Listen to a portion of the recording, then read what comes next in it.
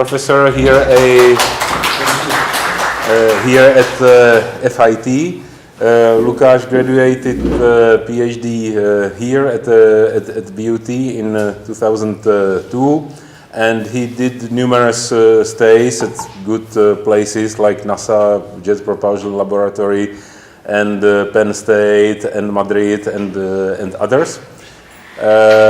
He actually is now responsible for a group that is doing this evolutionary computing and bio-inspired computing here at FIT. He also serves the community as reviewer and organizer of many conferences. So I think like the speech guys are the most crazy organizers of events here, but closely followed by Lukáš. And Lukáš is also serving the scientific community here at the faculty. So if you ever decide to do PhD here at FIT, Lukáš is the chair of the Doctoral Studies Council, and he's actually ruling with tough hand over the quality and of PhD students, and we are actually sometimes complaining about it, but generally very grateful about it.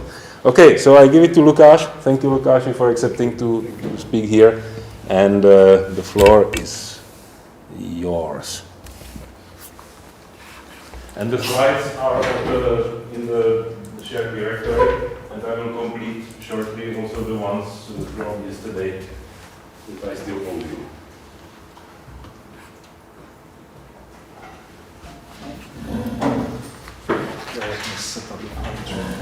I think we don't have, we have audio for the streaming, but we don't have like the amplification here. So if you don't hear properly, just move closer to the phone. Good morning, everyone. Good morning. Thank you very much, Honza, for a kind introduction, and hopefully I will be able to tell you something which is relevant and interesting to you. Of course, I don't work on speech. I work, I would say, on machine learning, but also on hardware design. But maybe 10 years ago, I would not say that I work on machine learning, because it's a different area, evolutionary computing and genetic programming. But now it fits under machine learning as well, because genetic programming is a machine learning method. Do you have any experience with evolutionary computing or genetic algorithms or genetic programming? Is there anybody who tried at least? Yeah, maybe a few people. Have you ever heard about genetic algorithms and evolutionary algorithms? Yes? So if not, don't worry. Do you know what random search is? So it's very efficient algorithm, random search. For many problems, it's the best algorithm you can use. And evolutionary algorithms are also search algorithms inspired in biology, in genetics. And I'd like to show you how it's used not only for optimization, because in classic optimizations you have like 20 numbers and are searching for the best values for those numbers, but how it's used for design. So sometimes we want to design a circuit, sometimes we want to design a program, or sometimes we want to design a classifier. So why not to use genetic programming to do it completely for you, starting from zero? And I like to show you how we use it, especially for circuit design and also for design of neural networks in recent years. And it will be a combination of like explanation what genetic programming, especially genetic programming is, and something about our case studies where we have experience. Let me start with motivation. Motivation number one. Like 20 years ago, NASA was working on ST5 mission, small satellite. And one of the tasks was to design antenna. So here you can see small satellite. And this is a conventional design of antenna. Are there any antenna guys? I do, yes. Oh, one. Oh my gosh. I used to be a guy 30 years back. Because I just wanted to say it's just a wire, nothing, just wire. But what they did. So what they did, they used genetic programming not to optimize antenna, because maybe you know that genetic algorithms are used to optimize antenna, to find parameters of antenna. But they designed the antenna from scratch, and here are the results. so completely different shapes than we have ever seen in the past. And such things went to space because it provided much better properties, radiation patterns, and also design time was much shorter than when you employ an expert on antenna design. And it was huge motivation for many people for doing automated design using evolutionary algorithms. So we wanted to design engineering objects, including programs, circuits, antenna, but also, for example, molecules, or other stuff that engineers usually design automatically. And the benefits would be reducing design time and discovering completely new designs that are out of the scope. Of course, it was 20 years ago. And everyone knows what happens in machine learning, like 10 years ago, when a new technology, slightly different technology, neural networks, were shown to do many interesting things, including automated design currently. My second example comes from my research group, where we design digital circuits. And if you consider combinational circuit, logic circuit, you can see it as a program, right? It's basically programming. And this is actually design created by evolution, and it's approximate multiplier. So one of the area we work on is approximate computing. And here the task is to design arithmetic circuits, for example, multipliers or adders, that show some small error intentionally. But at the same time, they are much smaller and much faster than conventional designs. And then, if you are familiar with neural networks, you know that they are very error resilient.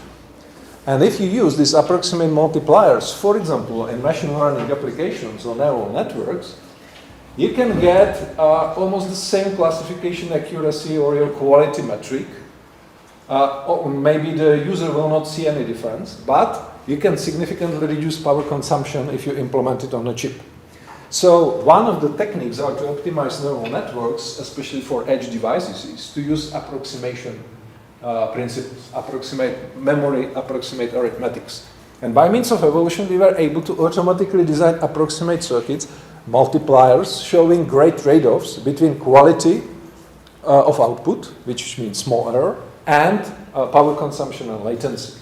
And we use this technology, and I will show you it in more detail during the tutorial, to generate actually huge libraries consisting of thousands of approximate circuits. And then as a designer, you can choose the right one with respect to error, power consumption, delay with respect to your application.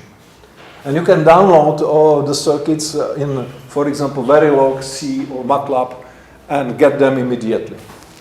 So it was motivation. We can design something which other people are not able to do. At the same time, it's almost automatic. So in this tutorial, I like basically to do two things. The first one is to survey the basic principles of evolutionary computing with respect to automated design, and show you some applications from the area of circuit design and also neural network design. Case studies comes from a research group which is called Evolvable Hardware. The plan is to have a break in the middle, right, Hamza? Break in the middle. Wherever you want. As you wish, so as you are. And hopefully the slot will be used in reasonable way. Please just stop me if you want to ask. No problem, it's tutorial, so we can have more interaction. First of all, we will go into evolutionary algorithms, then how we use them to design circuits, and finally how it's combined with machine learning, because now it's a very popular topic, evolutionary machine learning, how evolutionary computing can improve machine learning, and on the other hand, how machine learning can improve evolutionary computing, and then some conclusions. Let me put together these two fields. Neural networks, where probably most of you are experts, because I guess almost everyone uses now neural networks for speech or natural language processing. And you probably know the history much better than I know. So for me, the biggest issue, or the issue, not the biggest even, was discovery of these deep neural networks that then were used in big applications. and then ChatGPT, but it started many, many years ago. Now, if you go to evolutionary computing, first method inspired in genetics were introduced in 60s and 70s in the US, and then later in 80s genetic programming. But these groups work independently of each other, and they didn't know about each other. And in the 90s, they started to communicate and created the umbrella term evolutionary computing. If you put together evolutionary computing and neural networks, you can see that immediately in 80s, they started to use genetic algorithms to train neural networks. So instead of gradient methods, they try to evolve, designed by evolution, the weights. It's a good method, but it's not scalable. I have seen a couple of papers in recent years where still they do training of neural networks using evolution. And in some application, it's possible even for complex networks, but definitely it's not the mainstream. Mainstream is gradient method for training.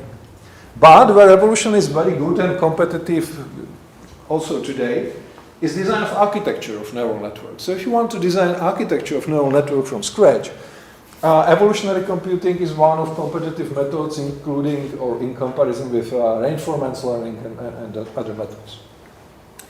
Of course, if you design by evolution topology, you can design weights together. So one of the first approaches where it is called NEAT. Maybe you heard about that. And first work on evolutionary design of deep neural network comes from 2013. So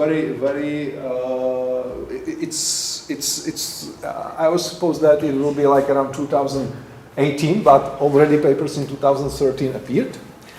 And the last point that I want to emphasize here, there is initiative called AutoML, Automatic Machine Learning Zero. And here they try to use evolutionary algorithms to discover elementary principles of machine learning, starting from the simplest one to the most complicated ones. And they show that evolution can discover these principles from scratch.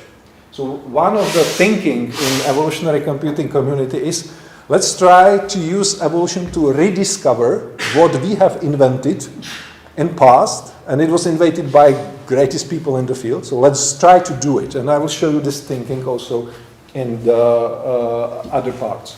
And if you combine that with hardware, in 80s, people start to use genetic algorithms, not genetic programming, but just optimization algorithm for placement and routing for chip design. Around 1992, evolvable hardware was established, which is an area where people try to use evolutionary algorithms to automatically design, repair, and adapt hardware online. And is there anybody working on neural architecture search?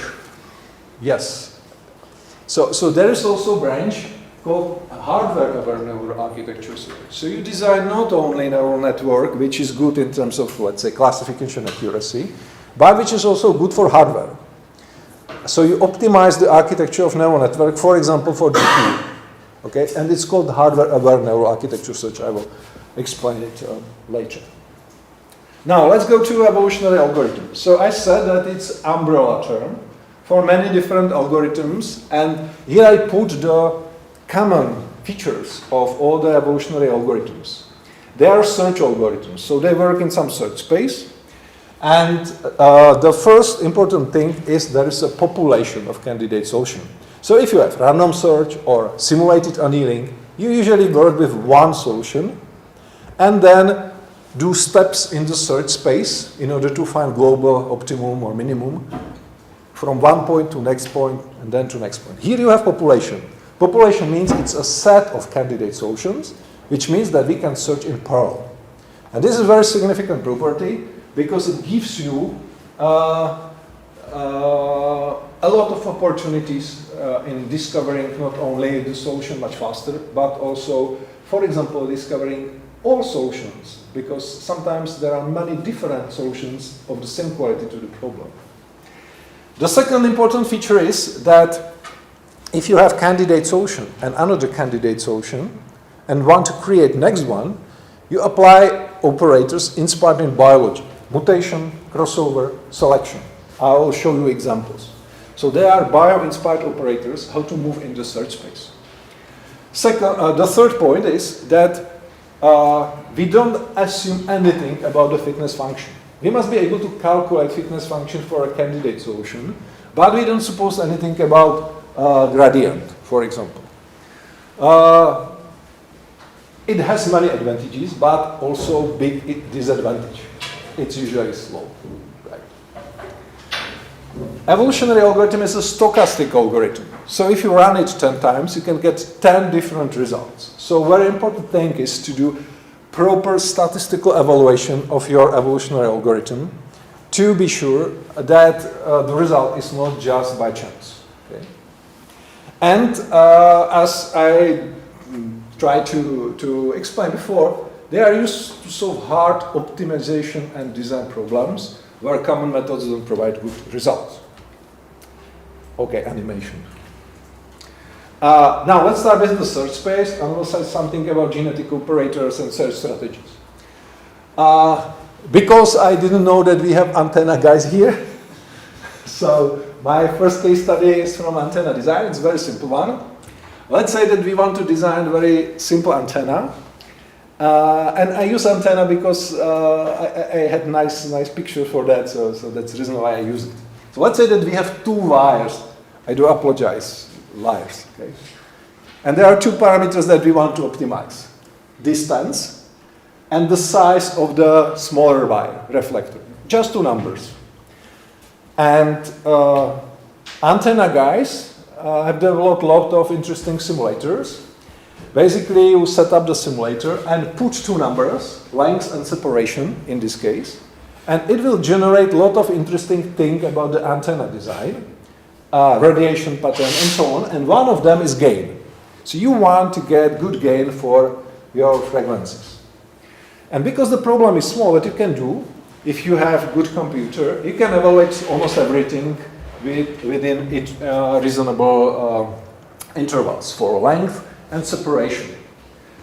And what we see here is basically search space, right? And we can see that it's very difficult search space for search algorithms because there are many local and global local minima and maxima. And for example, the global optimum, the maximum gain, is very close to the worst possible solution. Okay, so common algorithms would usually stack at some local optima, and the task for evolutionary algorithm to find the best solution at a given time. So we are usually constrained by resources, so we have some time available for evolution. And we can easily say if we have maybe 256 options for length, 256 options for separation, the search of search space, the size of the search space is 2 to 16, and we will see only those solutions. Maybe if there is a global optimum somewhere in the middle, we don't see it under this representation of the search space. So we should understand the size of our search space and whether by means of a given representation we really consider all reasonable solutions. Because in a wrong representation you can immediately lose a lot of solutions. Okay, so it's the point of, it's example of search space, and the goal is to maximize gain. And in our case, in evolutionary computing, the objective function that we want to maximize is called fitness function.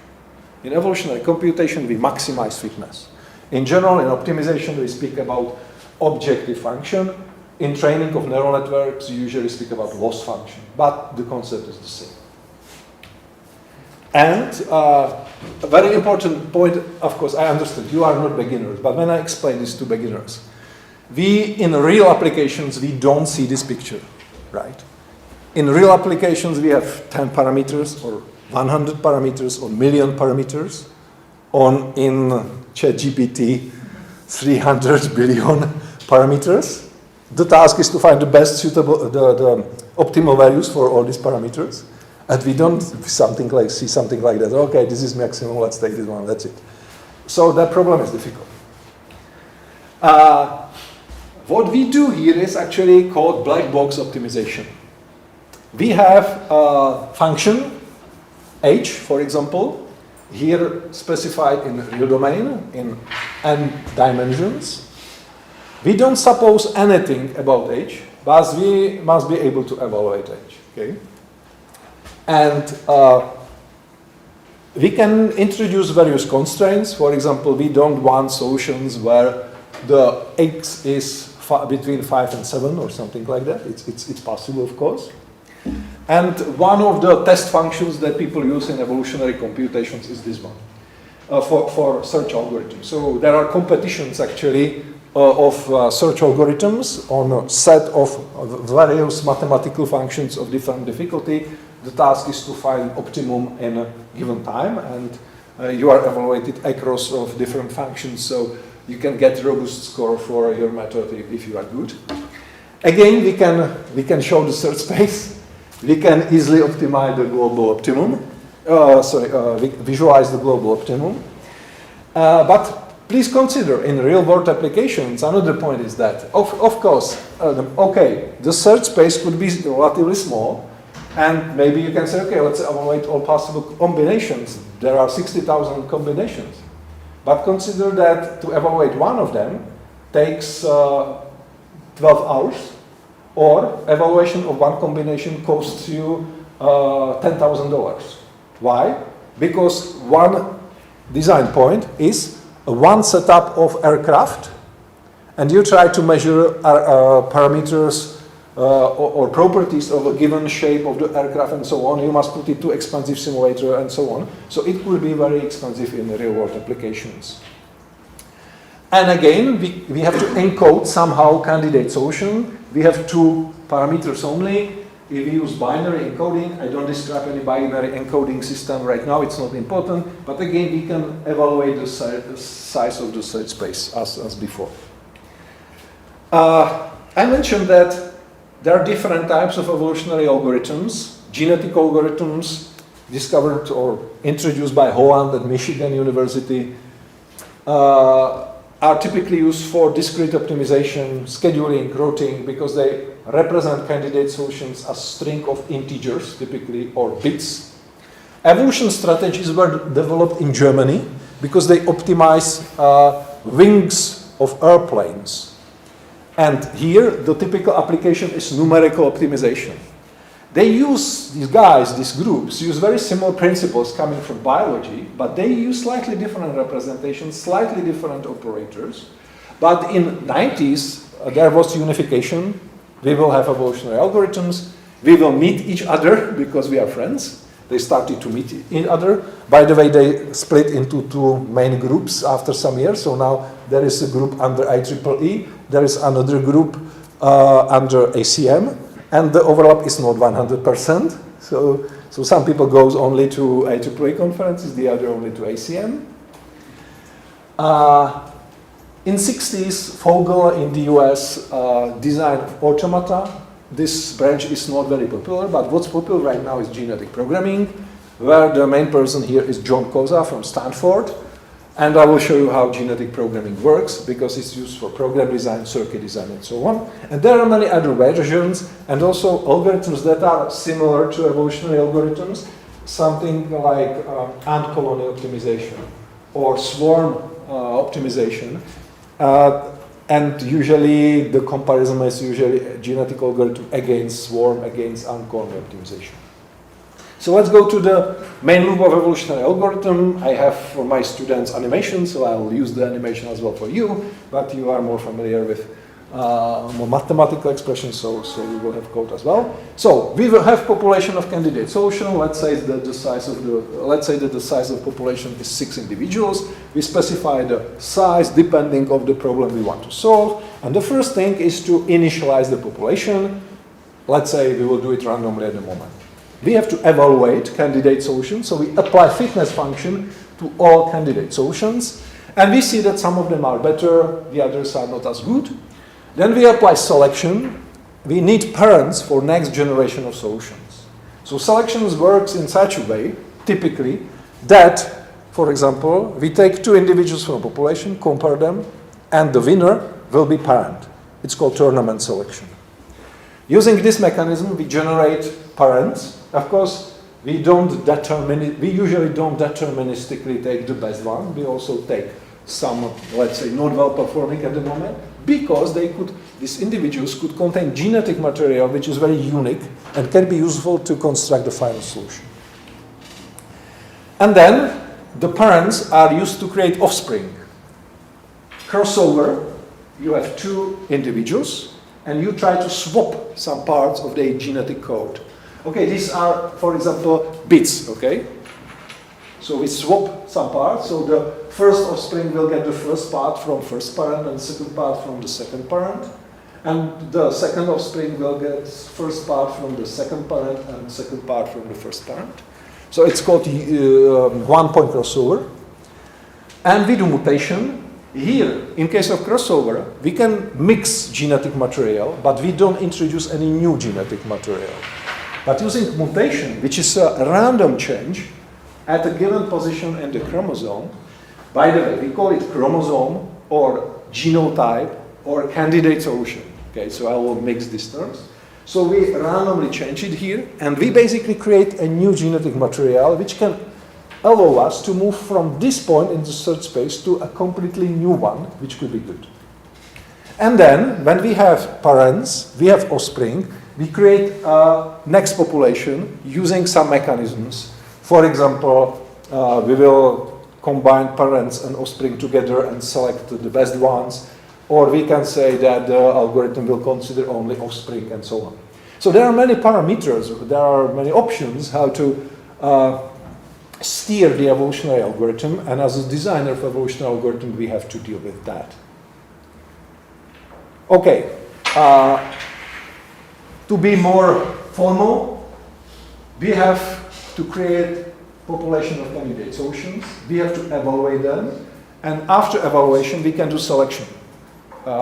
Without evaluation, no selection is possible because we don't know the quality of individuals.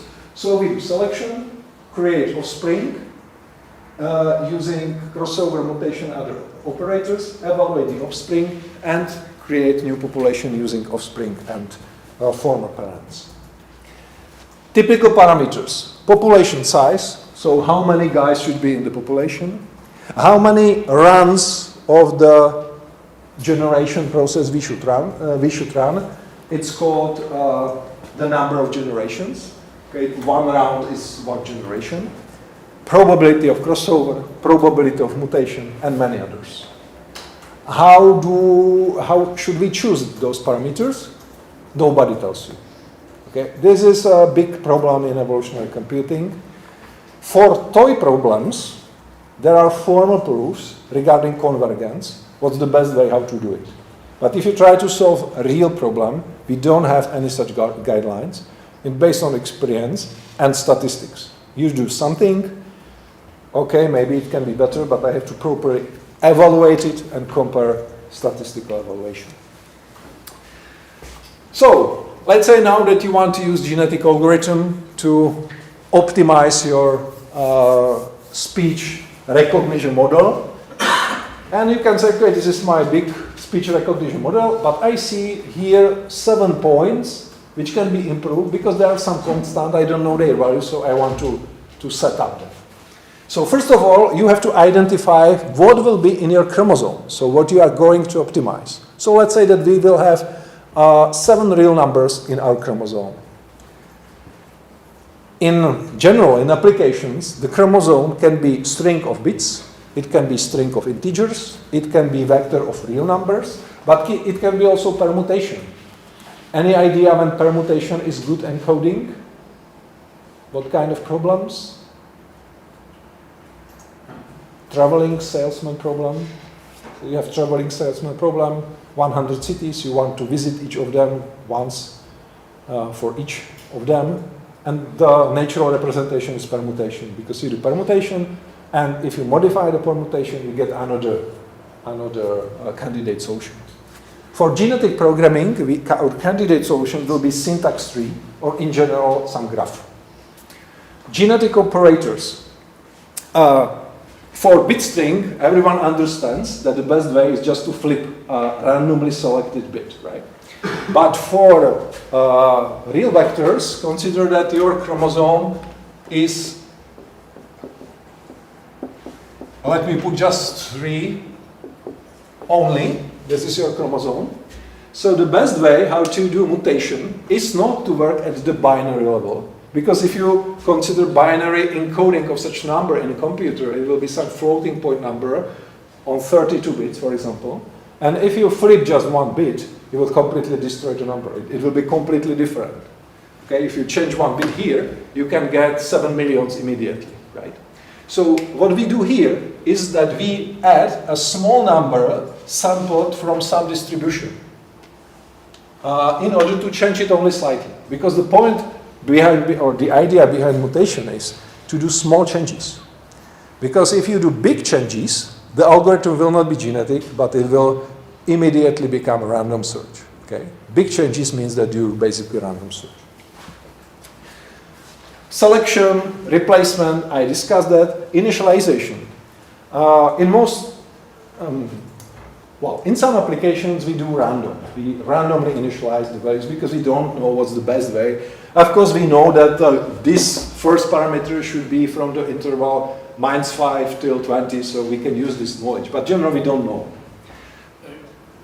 Talking about mutations, if your representations of permutation, what's a good mutation operator? You have to ensure that the offspring is mutation again. Is permutation again. Yeah. And there are 2 approaches how to do it. You have to repair, right? So there are specific operators designed for permutations that generate valid permutation. So they do it in such a way that it's valid at the end. So it exists. And the second approach is to say, okay, I will not check it. I will use incorrect permutation as a potential solution. But if you calculate the fitness, you will see that there is a problem and the solution will get off from population. I was also thinking it's the same about crossover. With Yes. mutation, I can imagine there are some Yes. permutation algebras, and there might be a way to generate them sequentially, or make one move in like permutation space. But crossover, again, I'm not sure how to think about it. Yes. TSP, Strawberry Salesman program, is one who's very popular for evolutionary computing, and they develop a lot of techniques how to deal with that. So it's of course, but very relevant question. In case of initialization, sometime, okay, I said we don't know, let's do it randomly. But in many cases, it makes a good idea to start with existing solution. So, for example, if you design approximate multiplier, as I explained at the beginning, we start with a conventional multiplier, and it gives, of course, solution much faster than if you start from nothing, right? Fitness function, very important thing. How you measure the quality of your candidate solution. It's not good to have fitness function in such a way that it tells you it's good or it's bad. You need some degrees. It's better than other solution. You'd like to measure differences. Parameter tuning, many parameters. What's the best setup? The only way how to get it is to try it. We usually do multiple runs with a given parameter setting. Create, for example, box plot. So let's say we have parameter set 1. We run evolutionary algorithm 20 times. We'll get some box plot. And then, let's say that here we had mutation rate 0.9. We do the same parameter setup. I will call it number 2. But the mutation will be 0.8. But technically, it could be completely different search algorithm because it will tend to do search in completely different ways. So you have to evaluate it against, here I said 20 runs. So here again you will do 20 runs. You will calculate your box plot. And then you can do some statistical reasoning about whether it's better that one or this one. Okay? And maybe under some statistical testing we can say it makes no sense, these 2 settings are the same under some conditions, okay?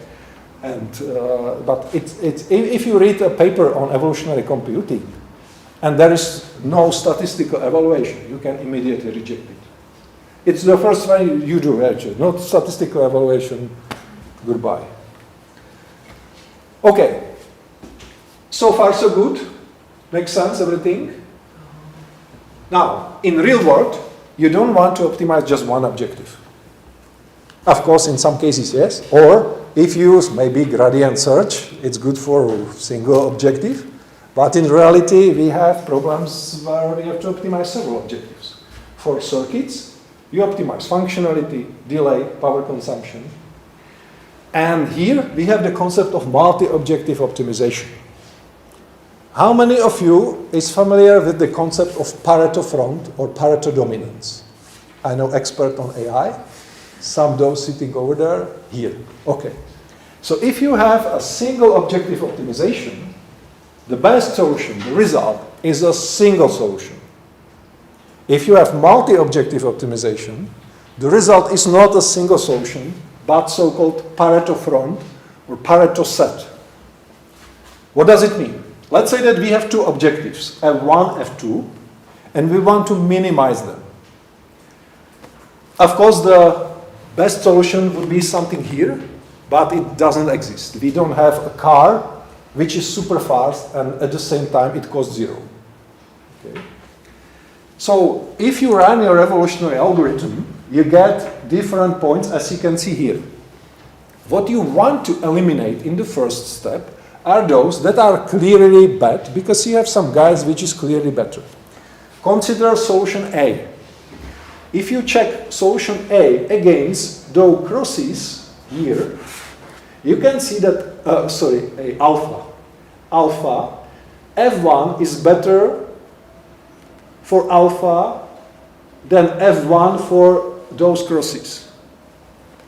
F2 is also better for alpha than those crosses. So you can say that alpha is dominating those solutions, and you can safely remove them because you have something which is clearly better.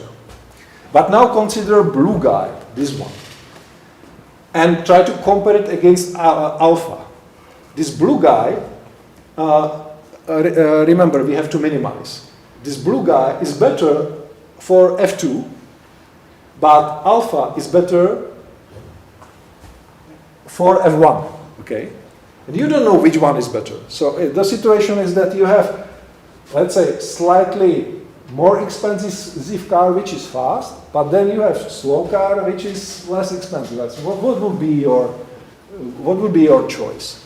And we can say that we are not able to exclude those solutions because they are good at some point.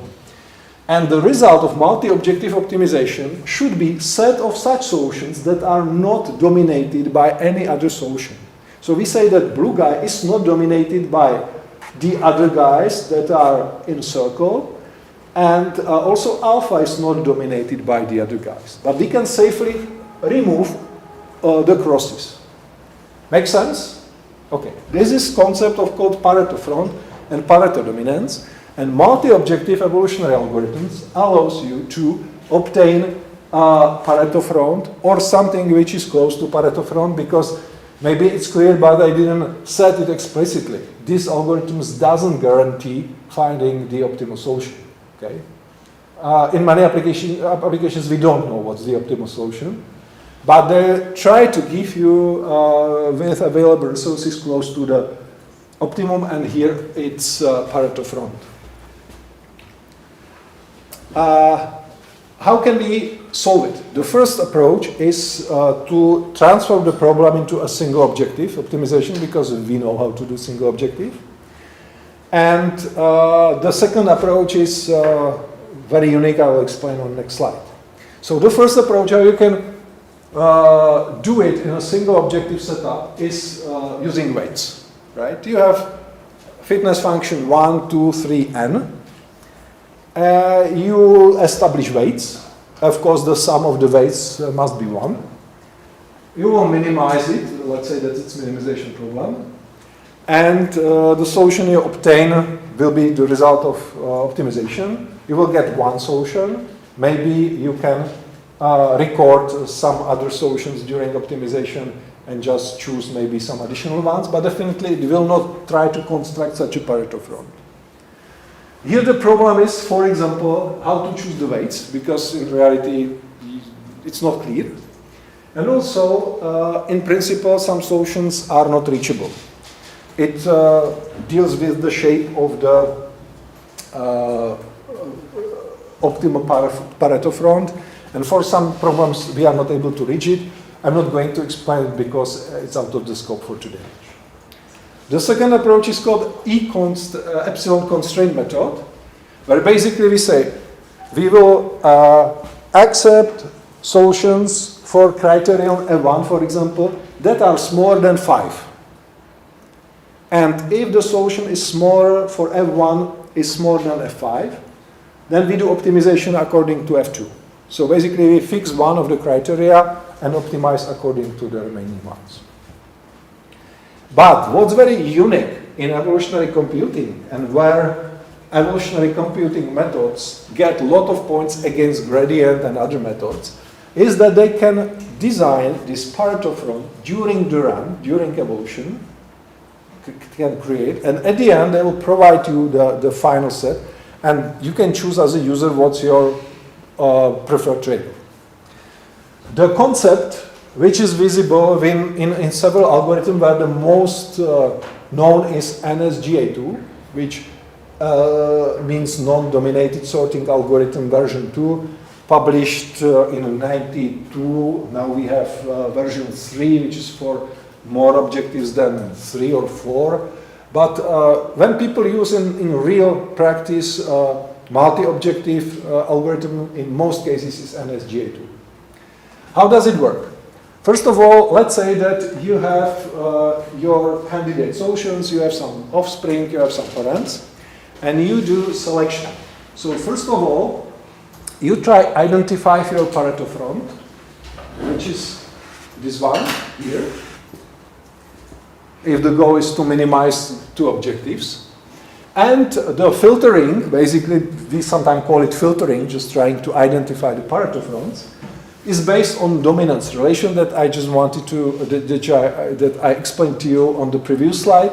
Individual x1 dominates individual x2 if it's no worse than x2 in all objectives and is better than x2 in at least one of the objectives. Okay, so you basically compare individuals and according to all objectives, and if you are at least as good as the other guy, you are fine. And if you are better in at least one of the criteria, you can say, I can dominate this. And then we create the sets of non-dominated solutions, and we can see several ones here. So we can say that x1 dominates that area, for example, x2 dominates the other area, and so on. Okay, makes sense, this approach? So it's like first step. So in NSGA2, we work in such a way. Let's say this is our population and our current population with parents, and here we have offspring. The goal is to create a new population, and the size of the population is this one, like this top part. Okay, it's the size of population. And the question is how to select individuals from the set of parents and set of offspring to the next population.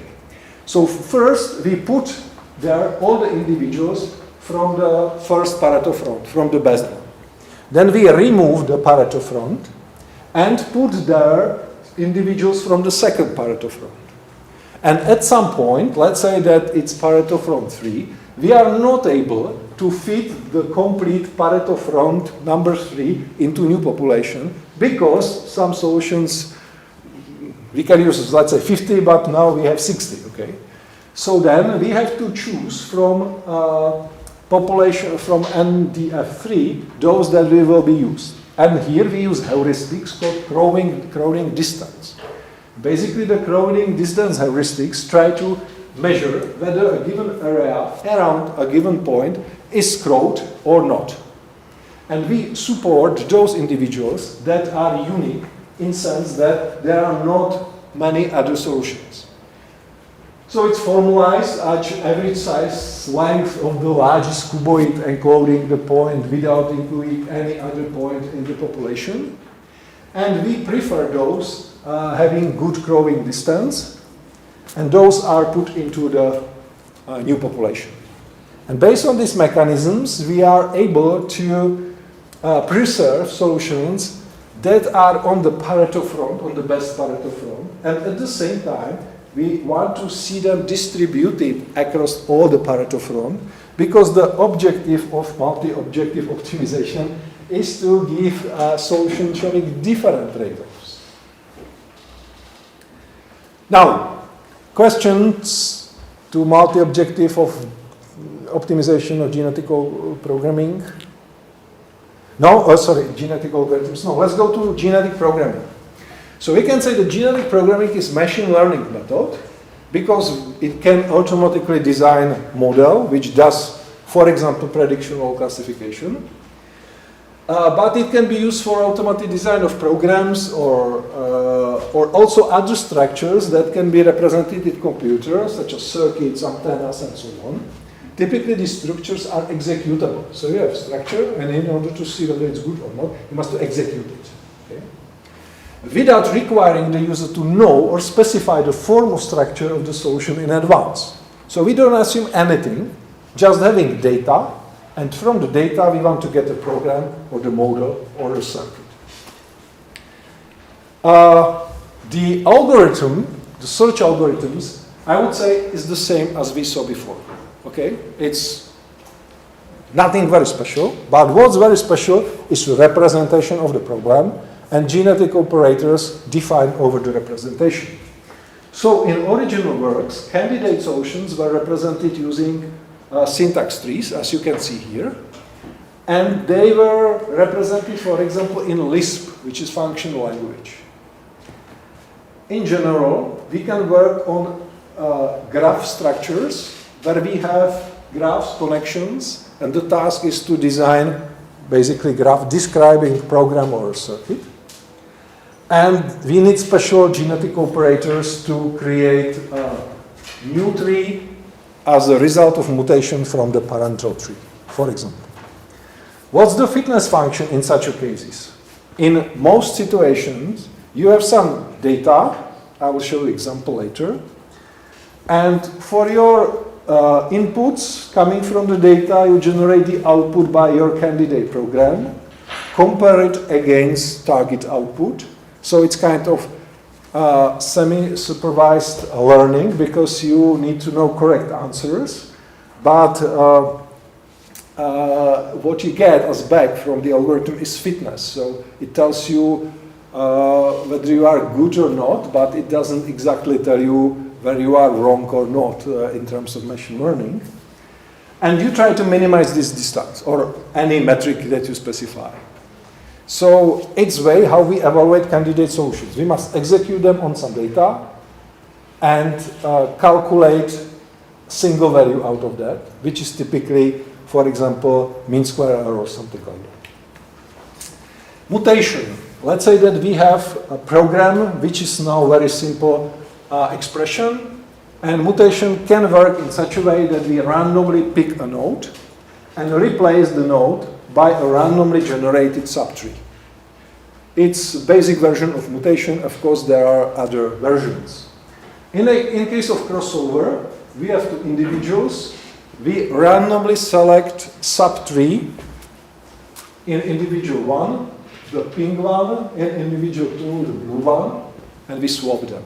We will get new solutions. Crossover here is in this, it's called tree genetic programming, is very important operator. Symbolic regression is the most popular application of genetic programming. Basically, we have data, let's say very simple data, X and Y, and we can plot the data, and the goal of evolution is to create expression which tries to fit the data, and we can measure the difference using some metric. It can be mean absolute error, it can be whatever suitable for a given application. To have it very simple, I use these differences of absolute values. So I will have a candidate program. Let's say this is my candidate program I generated maybe randomly. I apply the input data X into the candidate program, calculate the response, and compare the response against target value coming from the training data, and minimize and do the absolute value on the difference. Let's look at the program. You can see it's very strange, right? If 5 equals 5, then do something. Here you can have cosine x minus cosine x. It's typically what you can get from randomly created programs. There will be very strange constructions, never used by normal programmers, but it's way how evolution works. Okay, and by analyzing it, you can see it's basically some kind of sine function. It's not very good approximation, but it's the initial approximation we have. Why is it good to approximate data using genetic programming contrasted to neural networks? So first of all, we can use arbitrary set of functions to create programs. We don't have any requirements, except the requirement that we must be able to connect elementary functions together somehow. But we don't assume anything about gradient. We can have mathematical functions and logic functions together. We can have if, then, else construction. So whatever, right? So it's called symbolic regression because the result is symbolic expression. The second good approach is that we can easily optimize according to several criteria because, as I explained before, doing multi-objective optimization is very natural for evolutionary computing. We can easily handle constraints. We can easily say that I don't want this type of expressions, I don't want this type of data, or you can do whatever because it's completely under your control and the underlying model doesn't exclude basically anything. And finally, which is interesting, especially with the development of huge neural networks applied in let's say, sensitive tasks, we are potentially able to interpret solutions much better than if you have a neural network with million parameters. So you can design expression which represents the data, and you see, okay, if I take this feature and subtract it from the other one, it makes sense in reality because of something. Okay? So it's very good. The main disadvantage is that it doesn't scale so well as huge neural networks. So it can be used for small and mid-sized problems, or in case that you have a lot of constraints. Expansive and stochastic. So, yes. Can you basically address what I've written down, because this produces beautiful solutions, but you have these GPUs that have basically a couple of basic operations that they can do very fast and for billion parameters like matrix, vector, multiplication, and so on. So is there a way to kind of enforce these constraints into your genetic algorithm? I mean, like, not only like, for example, do not use like all the functions that you find in the functional library, but use this limited set that is available on my GPU. Definitely. And still like respect some fetching constraints and like data block size constraints and everything. Yeah. That is definitely, it's everything under your control. It's the main advantage. But the disadvantage is that it's not gradient based. Yes. So you have to evaluate each candidate solution. And I will show you, it's 10, right? So we still have time, but I see that my slide is 19 and I have 80 slides for you. And the end is about neural networks and such a technology.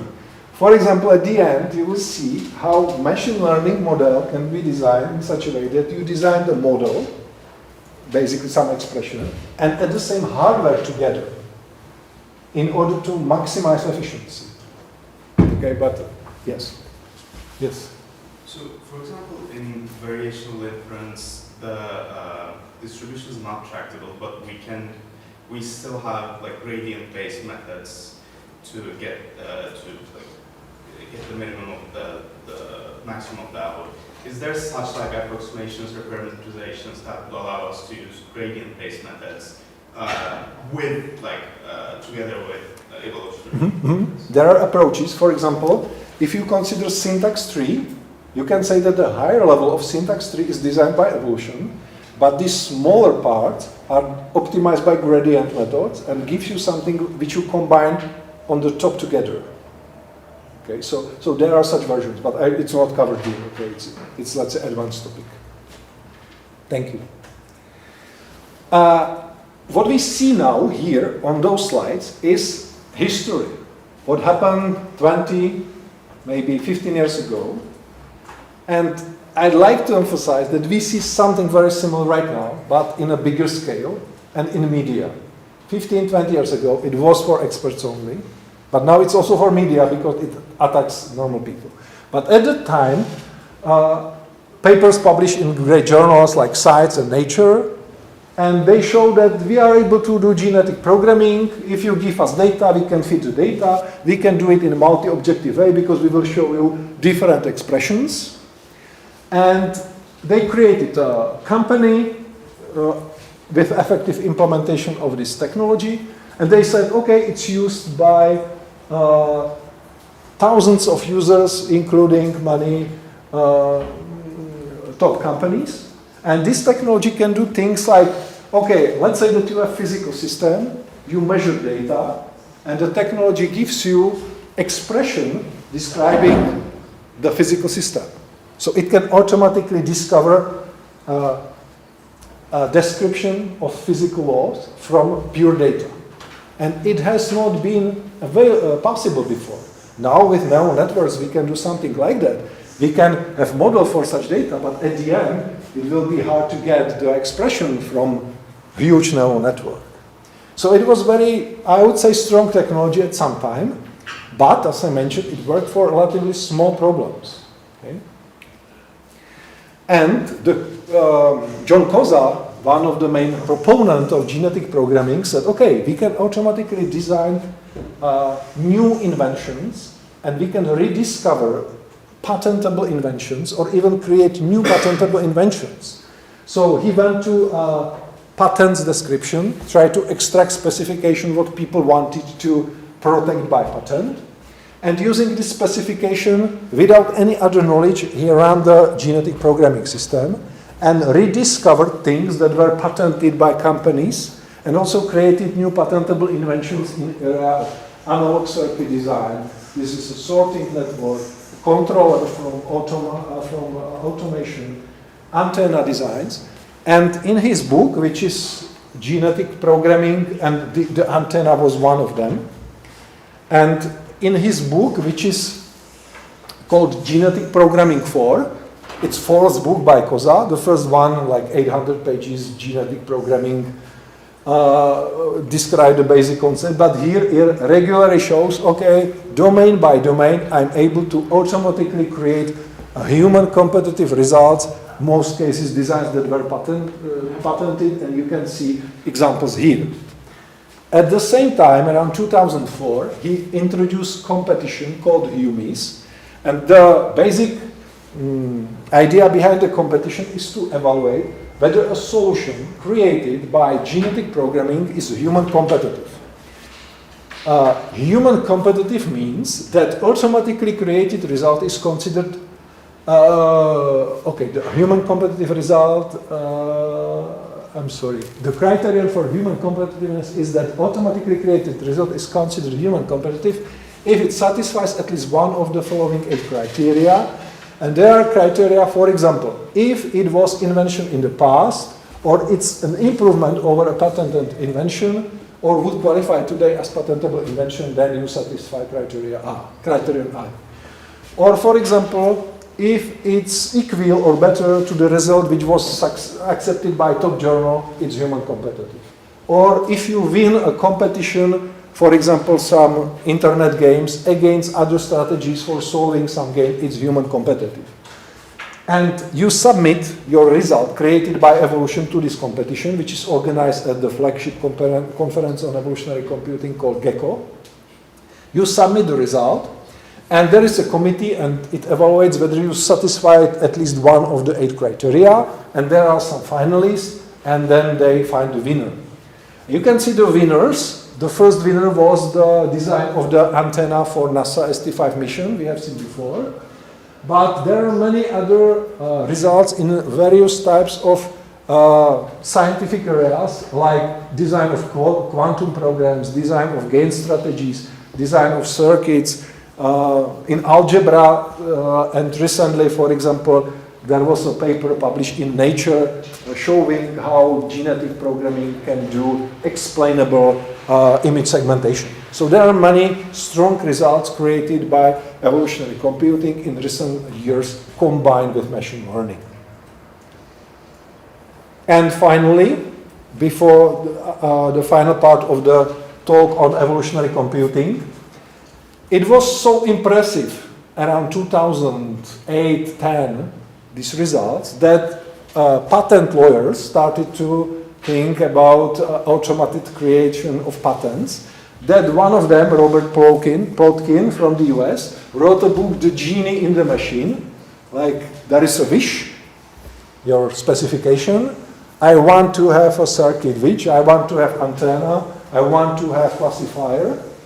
And then, if you have the genetic programming basis, then it will generate it for you. And he wrote a book about that and tried to analyze consequences for law. Okay? Does it mean that we don't need any patent office because everyone can do patentable inventions and so on? And he did an analysis from the point of view of law. And it's interesting that I just want to summarize in some way, and this is one of the reviewers of the book. And he said that we entered the artificial invention age, 2009, okay? Let's say dark time, winter for neural networks, where programs can automatically synthesize new products designs given only a description of what's required. What's the invention here? What's the invention here? Is it the new design? Or is it the program which is able to create this design? Or is it the requirement or the specification? And the specification in the book is called wish because of Genie. And which of these three should be patentable? And he said, okay, maybe it makes sense to give patents on specifications, because if you have the right specification, everyone can invent, if you have genetic programming with sufficient resources. I will go back to this slide at the very end of the presentation. Maybe, do you know what I mean, or what could be right now the wish? In case of the latest technology we have? Prompt. Okay, but it was 2009. Okay, the end of introduction to evolutionary computing. I spent first hour. So let's work on evolutionary circuit design. Do you want to break, or can I go with like 20, 30 minutes? Yeah, I would go and then do break around 10:30 or so, okay? Okay, so some slides which is interesting to hardware design people, especially people working on electronic design automation. Maybe not so much for you, but maybe it makes sense to give you a general picture. If you design a chip, there are many steps, starting from specification, design of architecture, speaking about digital chips like processors or so on, accelerators. Then you have logic design, logic synthesis, physical design, fabrication, packaging. What's very popular right now is to use machine learning across all the whole process. You probably know it's very expensive to design chip. That's the reason why we have only few big designers of chips, especially in Asia. And if you introduce a new process from 5 nanometer to 3 nanometer, it needs a lot of money. And if you design chip, you must have design which is perfect in sense of quality, no errors, and so on, because if you do mistake and generate millions of chips, it's very expensive. So they try to use machine learning at all the levels to get better results. And it's interesting that you can see papers in journals like Nature describing new technology advancements in this area. And at the same time, you can see that big producers using this technology. Let's switch to different approach. Electronic design automation and evolutionary algorithms. It has been used, but it has never been visible. For some reason, people don't usually speak about the method genetic or evolutionary computing. In the past, it was very sensitive topic for some people. That, okay, we use evolution, it's biology, it's not deterministic, we want deterministic method.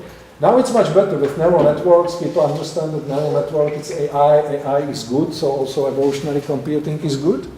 But we know it's used at many places. For example, if you use NVIDIA cards, the transistors are optimized using evolution. So almost everyone using NVIDIA has result created by evolution. And the first work on genetic placement of circuits on a chip comes from 1987.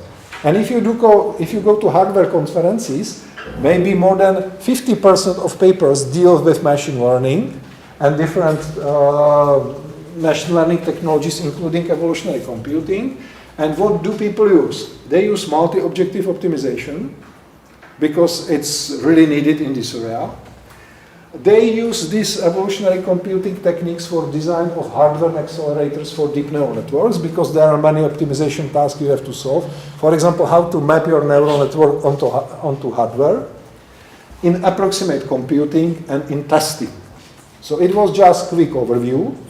And I'd like now to show you what we do here in terms of circuit design. Maybe you remember the results coming from COSA, from the slides. There was almost nothing about digital circuits.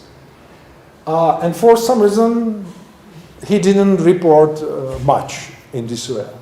And we started to work there and then created a technology how to design relatively complex digital circuits using evolution. So the basic scheme is, let's have evolutionary algorithm genetic programming, multi-objective. Let's specify data, basically, for the circuit. We want to get classifier, we want to get solder, constraints, objectives, building blocks, technology library. And let's run the system using different types of simulators and supporting tools. And let's create unique solutions such as approximate multipliers, approximate image filters, classifiers based on neural networks and others. And for them, we show good trade-offs between quality of result and hardware parameters such as latency, power consumption, and so on. But it's not only for this type of solutions. We can, for example, design Boolean functions that are interesting from point of view of cryptography because they have very specific properties. So there are many different things that we can do. So why? We'd like to create new design. We want to increase design productivity, and we want to take multi-objective approach. Problem number one is scalability. We can easily design smaller things, but the question is how to design big things. Of course, it makes no sense to design the complete processor, but we can design, for example, parts of accelerators. We can design arithmetic circuits, and there are scalability problems that we want to solve. And of course, trust. If you design by evolution, you get a result, but you don't know why it works. You can prove a lot of things about that, but in principle, you don't know the mechanism behind. So the question is whether you can use it or not. And we developed 3 strategies how to use evolution for design in this area. The first one is evolution from scratch. You start from nothing and want to design solution. The second we call genetic improvement, where you start with existing functionality. You want to protect the functionality. For example, you have multiplier, and at the same time you want to have exact multiplier, but you want to improve non-functional properties such as latency or area on a chip. And the third approach is evolutionary approximation, where in addition to improving hardware parameters, you can touch the function, you can slightly decrease quality, but to get great benefits in terms of power consumption and latency, for example. So what I mean by approximation? This is very simple 2-bit exact multiplier. It takes 2 bits, one operand, 2 bits, the second operand, and produces 4-bit output. Did you have digital design courses? Almost everyone, right? So, okay, so you can trust me that it can multiply. This is approximate version of multiplier, create manually, okay, not by AI. Some people just try to play with the design, and because design is smaller, they'll create approximate version. So you can see that the approximate version is correct, except the combination 3 times 3. And if you use this approximate multiplier, 2-bit, as a building block of bigger multipliers, you can introduce some errors, of course, but you can reduce power consumption by almost 50%. Okay? So it's ideal. And the question is whether we can do such approximations automatically. You just say what you want and it will generate the result. So design automation methods in this area started around 2012. And in 2013, we first published a paper on evolutionary approach to approximate circuit design. And since that time, so we spent more than 10 years in this area, we generated technology which is able to do approximations that are under control, so you specify your target error, for, let's say, large-scale circuits.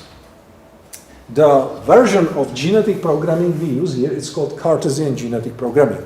So now we have genetic programming, and we want to represent digital circuits at the moment at the gate level. You can see a candidate digital circuit. And in Cartesian genetic programming, we represent them using directed acyclic graphs in such a way that we have a 2-dimensional array of gates. And we specify the size, so the maximum size here would be 2 rows, 3 columns.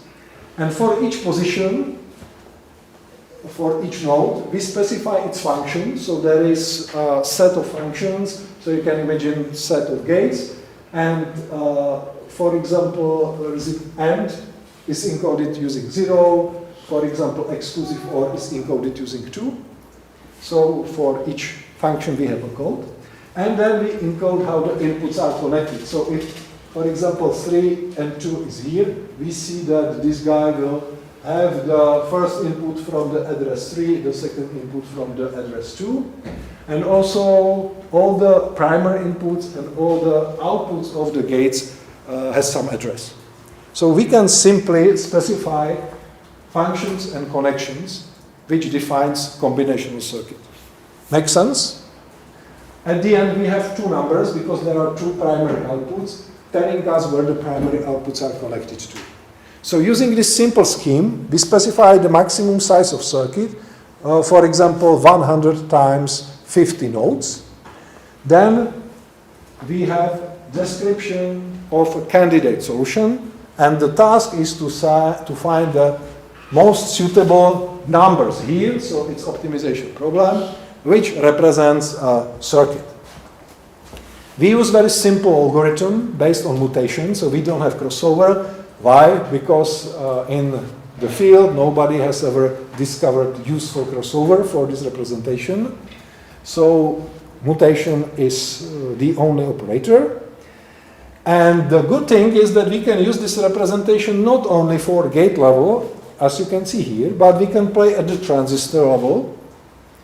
We can play at the higher level of abstraction. For example, when we design image operator, the elementary operation is not AND and exclusive OR, but it can be addition, maximum, minimum, so high level functions.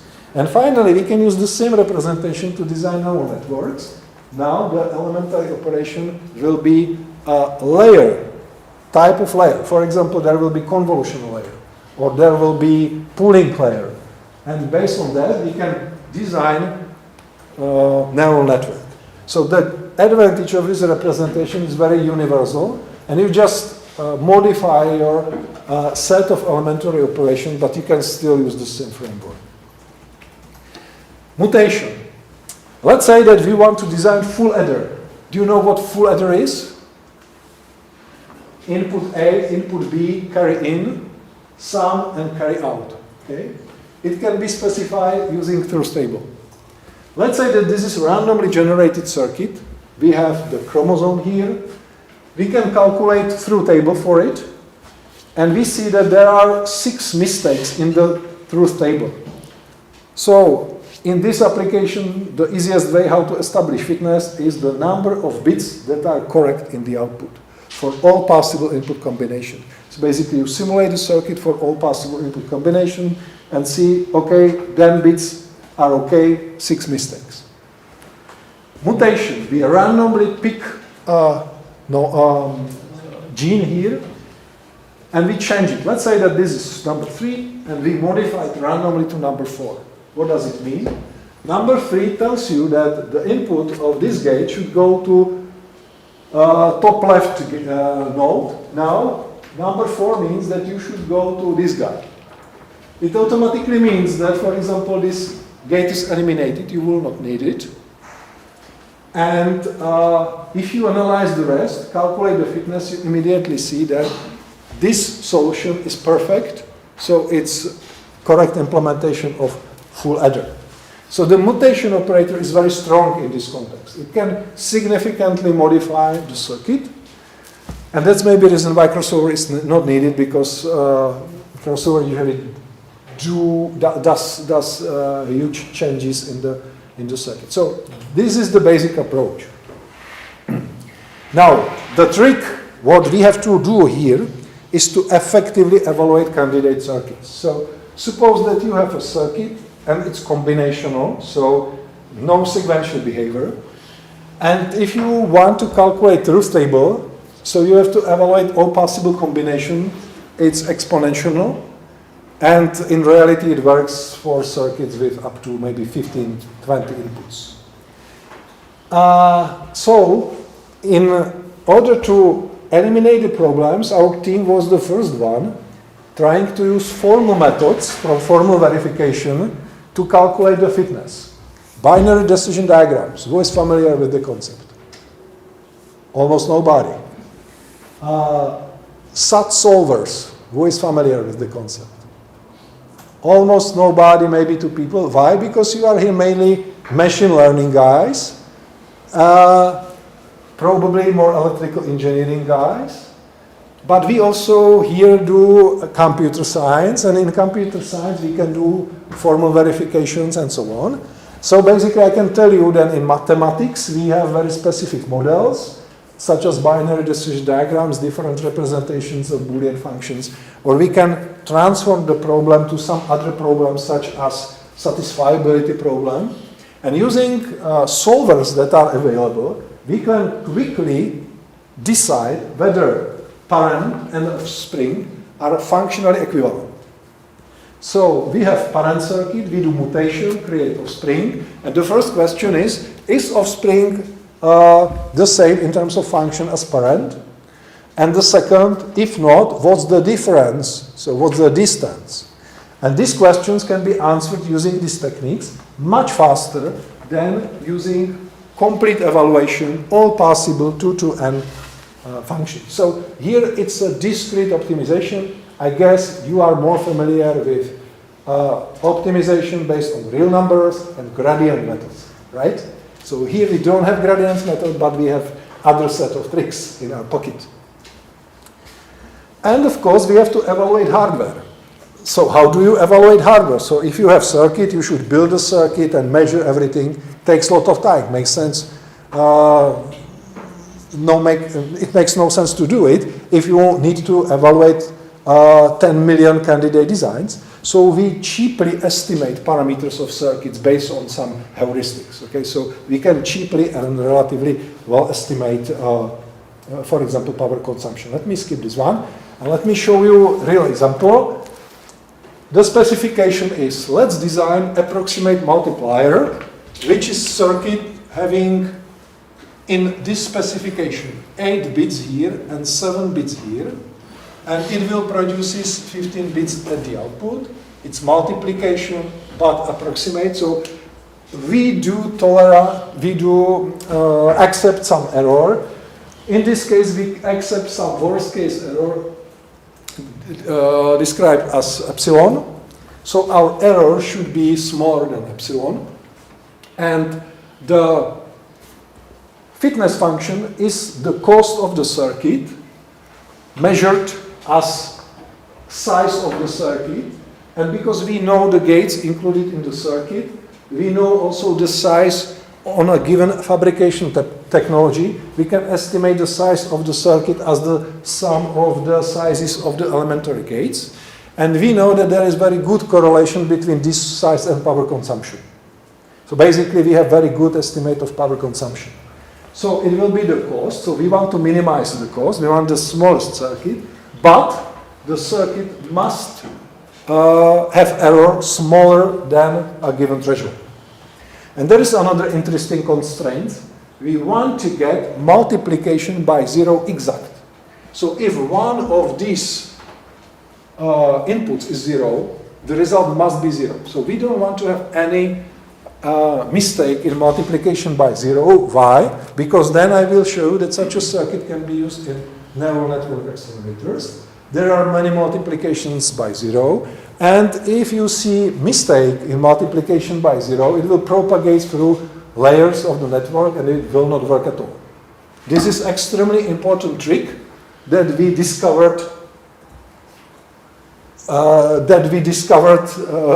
during some experimental work, but if you don't use this trick, you will not get reasonable approximate circuits.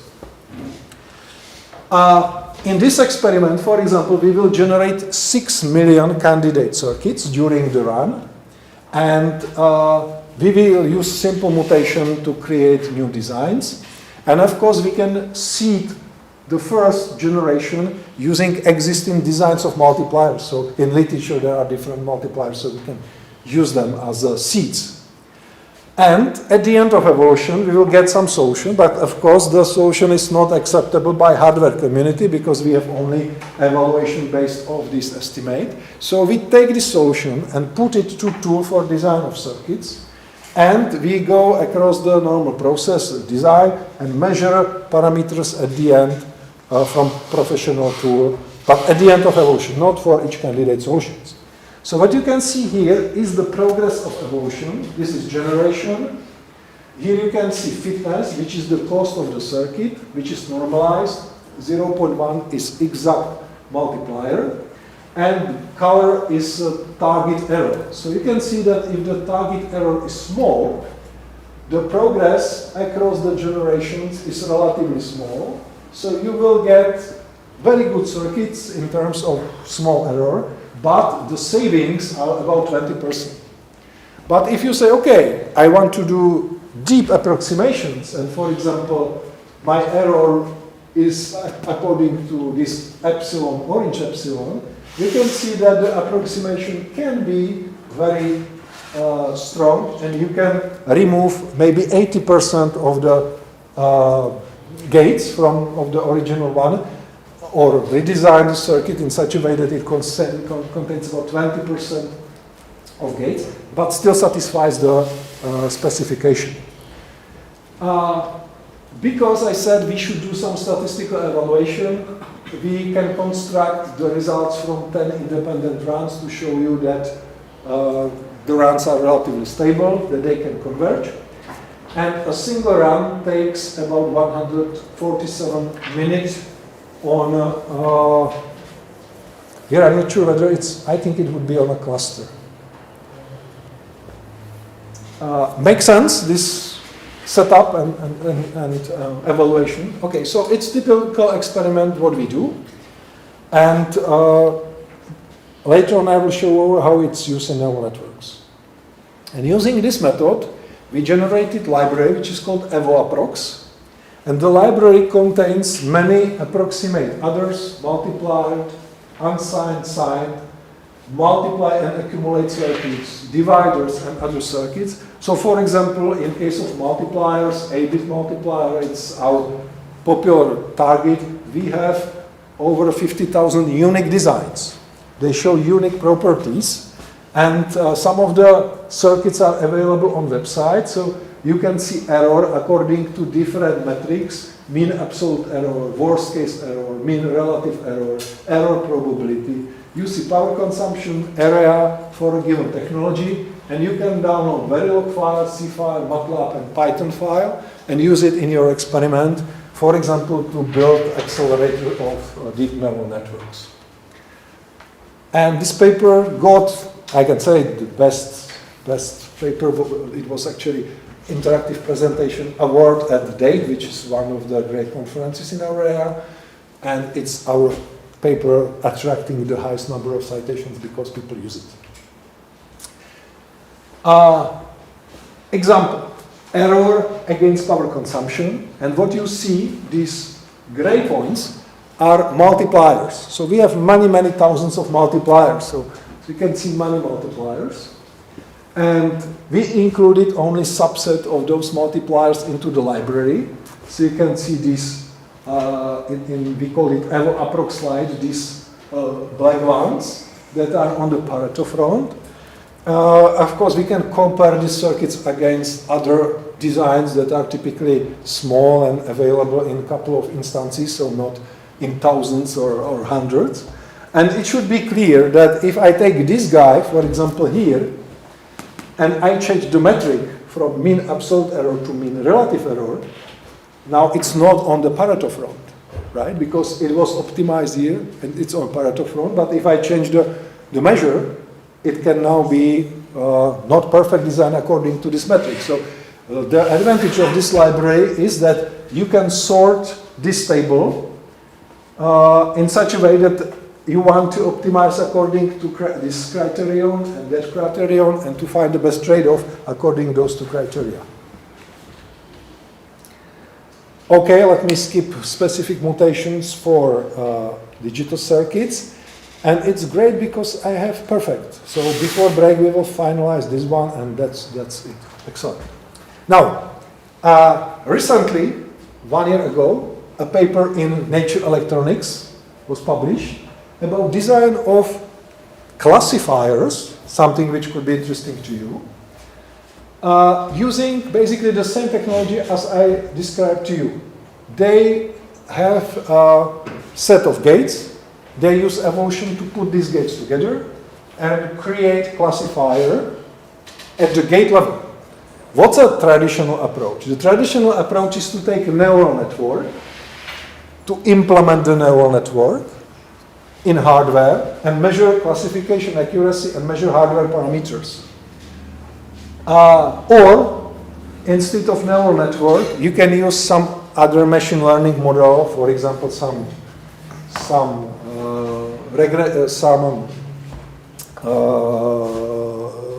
decision trees and so on. And they showed, using the method, where you can see here, we have some specification, they have data, training data. They design basically using the same technique based on genetic programming. They call it in slightly different way, gate level circuit, and the circuit is then synthesized and the results are reported.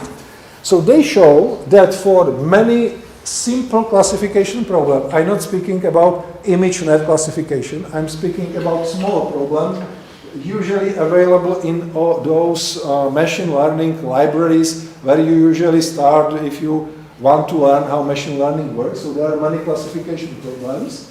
So they show that against different types of MLPs, multi-layer perceptrons, multi-layer networks, basically, multi-layer networks and others, they are okay in terms of accuracy, but if you compare hardware cost, because they implemented some of the models in hardware, you can see a significant improvement in terms of power consumption, simply because the model is created directly at the hardware level, not using hardware implementation of some mathematical model which is typically used. Why is it important for hardware people, this one? Because the technology for fabrication here is printed electronics. So it's not standard electronics, but it's printed electronics. And you typically will not classify ImageNet using printed electronics, but some signals from sensors can be classified using printed electronics, then it makes sense. Break, or questions before break? If not, after break, we will talk about combination of machine learning and evolutionary computing, and especially in hardware accelerators for deep neural networks. Maybe one, yes. Just a simple short question. What is the time-consuming aspect here? Is it just the number of generations, or is it some specific step that takes all the time? The most important time is evaluation of a single candidate design. Okay, so if you are able to evaluate candidate design quickly, you can create many generations, and of course if you have more, you usually get better result. But at some point it starts to converge, so it makes sense to stop it at some point. So if you are able to quickly evaluate candidate solutions, then you can use this technology. Another question is like, the trade-off between the population size and number of generations. Yes. Is that the thumb rule? Yes, exactly. Maybe square root of the budget you have? No. Let's say this is your population size. This is the number of generations. And we call it the number of, let's call it number of evaluations. And this is basically your budget. And it's up to you as a designer of evolutionary algorithm whether you will have bigger population and smaller generation, or small population and more generations. But you are basically determined by the number of evaluations you can do. For some algorithms, for example, tree genetic programming, where a candidate solution is syntax tree, usually use a huge population here, for example 1000, and do only maybe 50 generations. But when we use Cartesian genetic programming, we have very small population here. We can have maybe 5 only, but we must do many generations. I'm able to calculate it quickly, maybe this would be fine, okay? So this is for tree genetic programming, and this is good for Cartesian genetic programming, okay? Make sense? And to me it sounds like how wide a net you want to cast, that's your population, and how much you want to search, so I guess. If you have a toy problem, you can analyze it mathematically and to do proofs about convergence and so on. Yeah. But here, it's extremely hard to do something useful in terms of theoretical analysis. You basically don't have any clue how to do this analysis in a reasonable way. You're welcome. Sometimes called evolutionary machine learning, and also I'll talk about neuroarchitecture search and hardware aspects of those. First of all, in machine learning applications, we usually have some problem, and then we want to do some classification, prediction, such kind of operation. We have to prepare some data, we have to extract features, we have to create a model, we have to deploy it. It's a standard pipeline, basically. And we can observe that almost all the steps can be combined with evolutionary computing in order to improve them. For example, a typical application is used to evolutionary algorithm to select your features. You have 1000 features, and you do evolution in such a way that you identify 7 important features that gives you 99% quality. And so it can be used for feature extraction, selection and synthesis. It can be used for model design. Genetic programming can design architecture of machine learning decision procedure, for example. or for narrow architecture search. So it's one way how evolutionary algorithm can improve machine learning. There is also the other way, how machine learning can improve evolutionary algorithms. For example, genetic operators now are very blind. You just pick two guys and somehow mix them to create offspring. There could be machine learning models that helps you to it in a much efficient way to get offspring better than parents with higher probability. And this thinking both ways now is very important, because people in evolutionary computing community recognize, okay, machine learning is so popular, we have to also contribute somehow. So let's do it in this way. And there is a first handbook on evolutionary machine learning, when you can learn quickly what evolutionary computing is about, what machine learning is about, and all possible interactions. And it's also documented by the number of papers and their citations in, I guess, Web of Science or somewhere. It's very attractive topic right now for the research community. And maybe last year and starting in 2024, how to combine evolutionary algorithms and large language models. And again, there are both ways. We can improve evolutionary algorithm using large language models. For example, we can use large language models again to improve genetic operators. We can do, for example, prompt design using evolution for large language models. And we can do automatic design of large language models using evolutionary algorithms. So today I'm not going to speak about these interactions because it's a relatively fresh field with some promising results.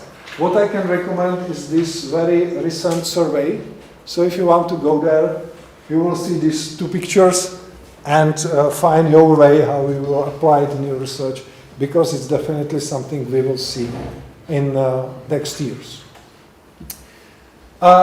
Because you know that I'm interested in hardware stuff, so where we can use evolutionary algorithms to help for efficient implementation of machine learning. So you already seen that we can design elementary components of accelerators such as approximate multipliers, approximate or efficient multiply and accumulate units that are needed in accelerators. It's one direction. Then we can do, for example, evolutionary driven selection of the best components of a library for a given hardware accelerator. A lot of work has been done on mixed precision and in general quantization. So you have neural network, you go to hardware. Typically you train in floating point, but your inference must go on 8 bits or 4 bits. So here there's a lot of options. Then you have neural network, you have accelerator, how to map the neural network on the accelerator, weight compression, and neural architecture search, I will tell you. I know that you are speech guys or natural language processing guys. In our applications, we mostly work on image classification because it's a good hardware case study. And what I want to emphasize here is that if you consider ImageNet classification problem, probably everyone knows, right? Then the best neural networks that are able to classify this ImageNet are of course still improving. Maybe you remember these old models, VGG and maybe AlexNet at the beginning. But now we have solutions based on visual transformers, and there is a significant increase in top 1 accuracy, right? But the problem is that these models are huge, so we can see the number of parameters. And typically, if you want to get high classification accuracy, you must build a complex model. And at some point, people started to use neural architecture search, automated design of neural network contrasted to human design of neural network. And you can see that this NAS method can create models that are small. So one of the biggest advantages of neural architecture search is not that they are able to create neural network which is good in terms of accuracy or the metric you are interested in, but that the model can be small, can be suitable for hardware. And these NAS, these yellow and green ones, you can see they are good in terms of accuracy, but at the same time they are much smaller than those created by human. Okay?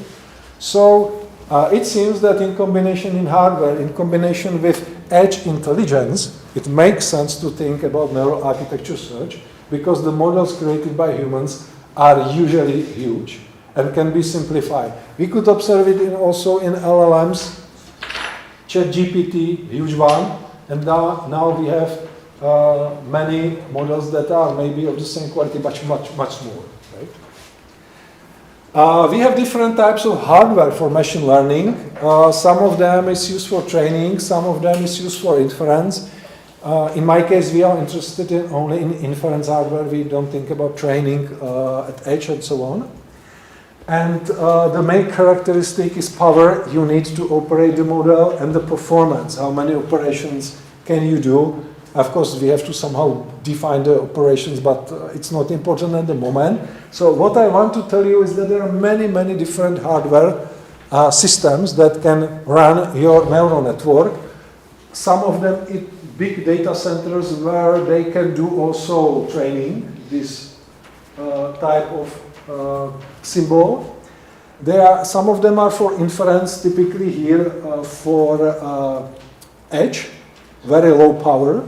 And you can also see arithmetic operations use them because in data centers you typically see floating point 16-bit, 32-bit, but if you go to edge, it's usually fixed point on 8 bits or even 4 bits.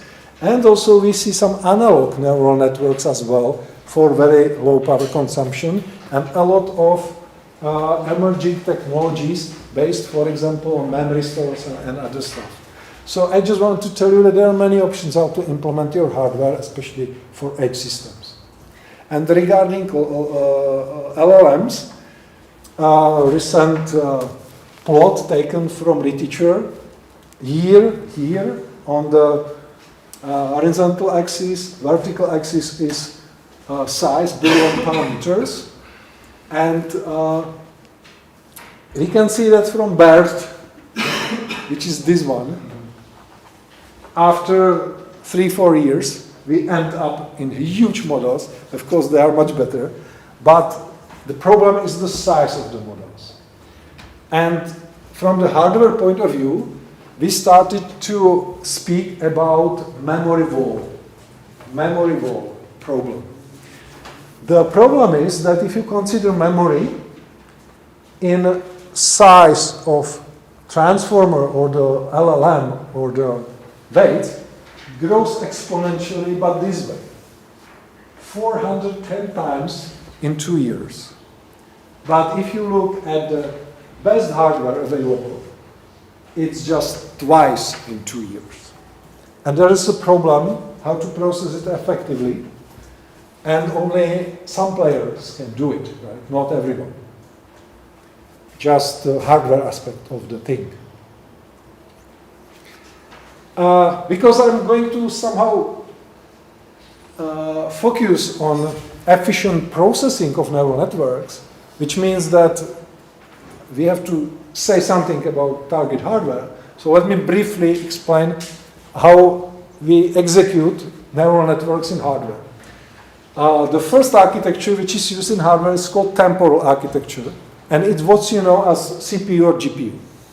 Basically, you have multiple arithmetic units, and if they compute something, they typically can put the result into local memory. And when it's used next time, another unit must fetch it. So there's a lot of interactions through memory. So you can work in parallel, but with a lot of interaction with memory, which is energy inefficient in terms of it's energy inefficient. Of course, if you have a huge model, there are many weights, millions of weights. It's impossible to have all the weights on the chip. They must be in external memory. And what you typically do, you just move some part of the weights into the chip, do calculations, and then store the results into the memory and take other parts. So the huge model, it can be for convolutional neural network or others, is not executed in such a way that you have everything on the chip, you do calculations at that time. You do it part by part, maybe layer by layer, maybe part of layer by part of layer, and so on the chip, and you do a lot of memory interactions. So in order to maximize efficiency in computing, you have to reuse data as much possible that you already have on the chip, which are close to the ALUs, typically in caches or your memory subsystem. So number one is to reuse your data as much as possible. These temporal architectures are used for training as well as inference. In case of inference, we typically use spatial architectures where we have array of processing elements, and elementary processing element implements multiply and accumulate unit. So basically you multiply your weight by activation and add it to your partial sum. And then the advantage of this model is that if you compute it somewhere here, you can immediately use it the next step by others. So it's not necessary immediately to go to memory. And that's the reason why these architectures, if you consider the same resources, the same power consumption, are more energy efficient. These architectures are implemented as specialized hardware accelerators by many companies, or you can design your accelerator on FPGA. Okay. Now, there are many strategies how to reuse weights, activations, and so on in order to maximize energy efficiency or to minimize latency and so on. I'm not going to speak about it. Just want to tell you that it's something what people have to think when they implement neural network in hardware or on edge. And it also tells us that some architectures of neural networks are better for hardware acceleration than the others. This is one of the first accelerators for deep neural networks called IRIS from MIT. It's university accelerator. The second version comes from 2019, the first one from 2016. And again, just to give you idea what happens at the bottom, because you are not hardware guys, I guess, here, so just to give you a feeling. We have the array of processing elements, as I told you, and there is some interconnection possible among them. Okay, there could be bus, there could be generalized network on the chip. You have some local memory here, and you have global memory outside the chip.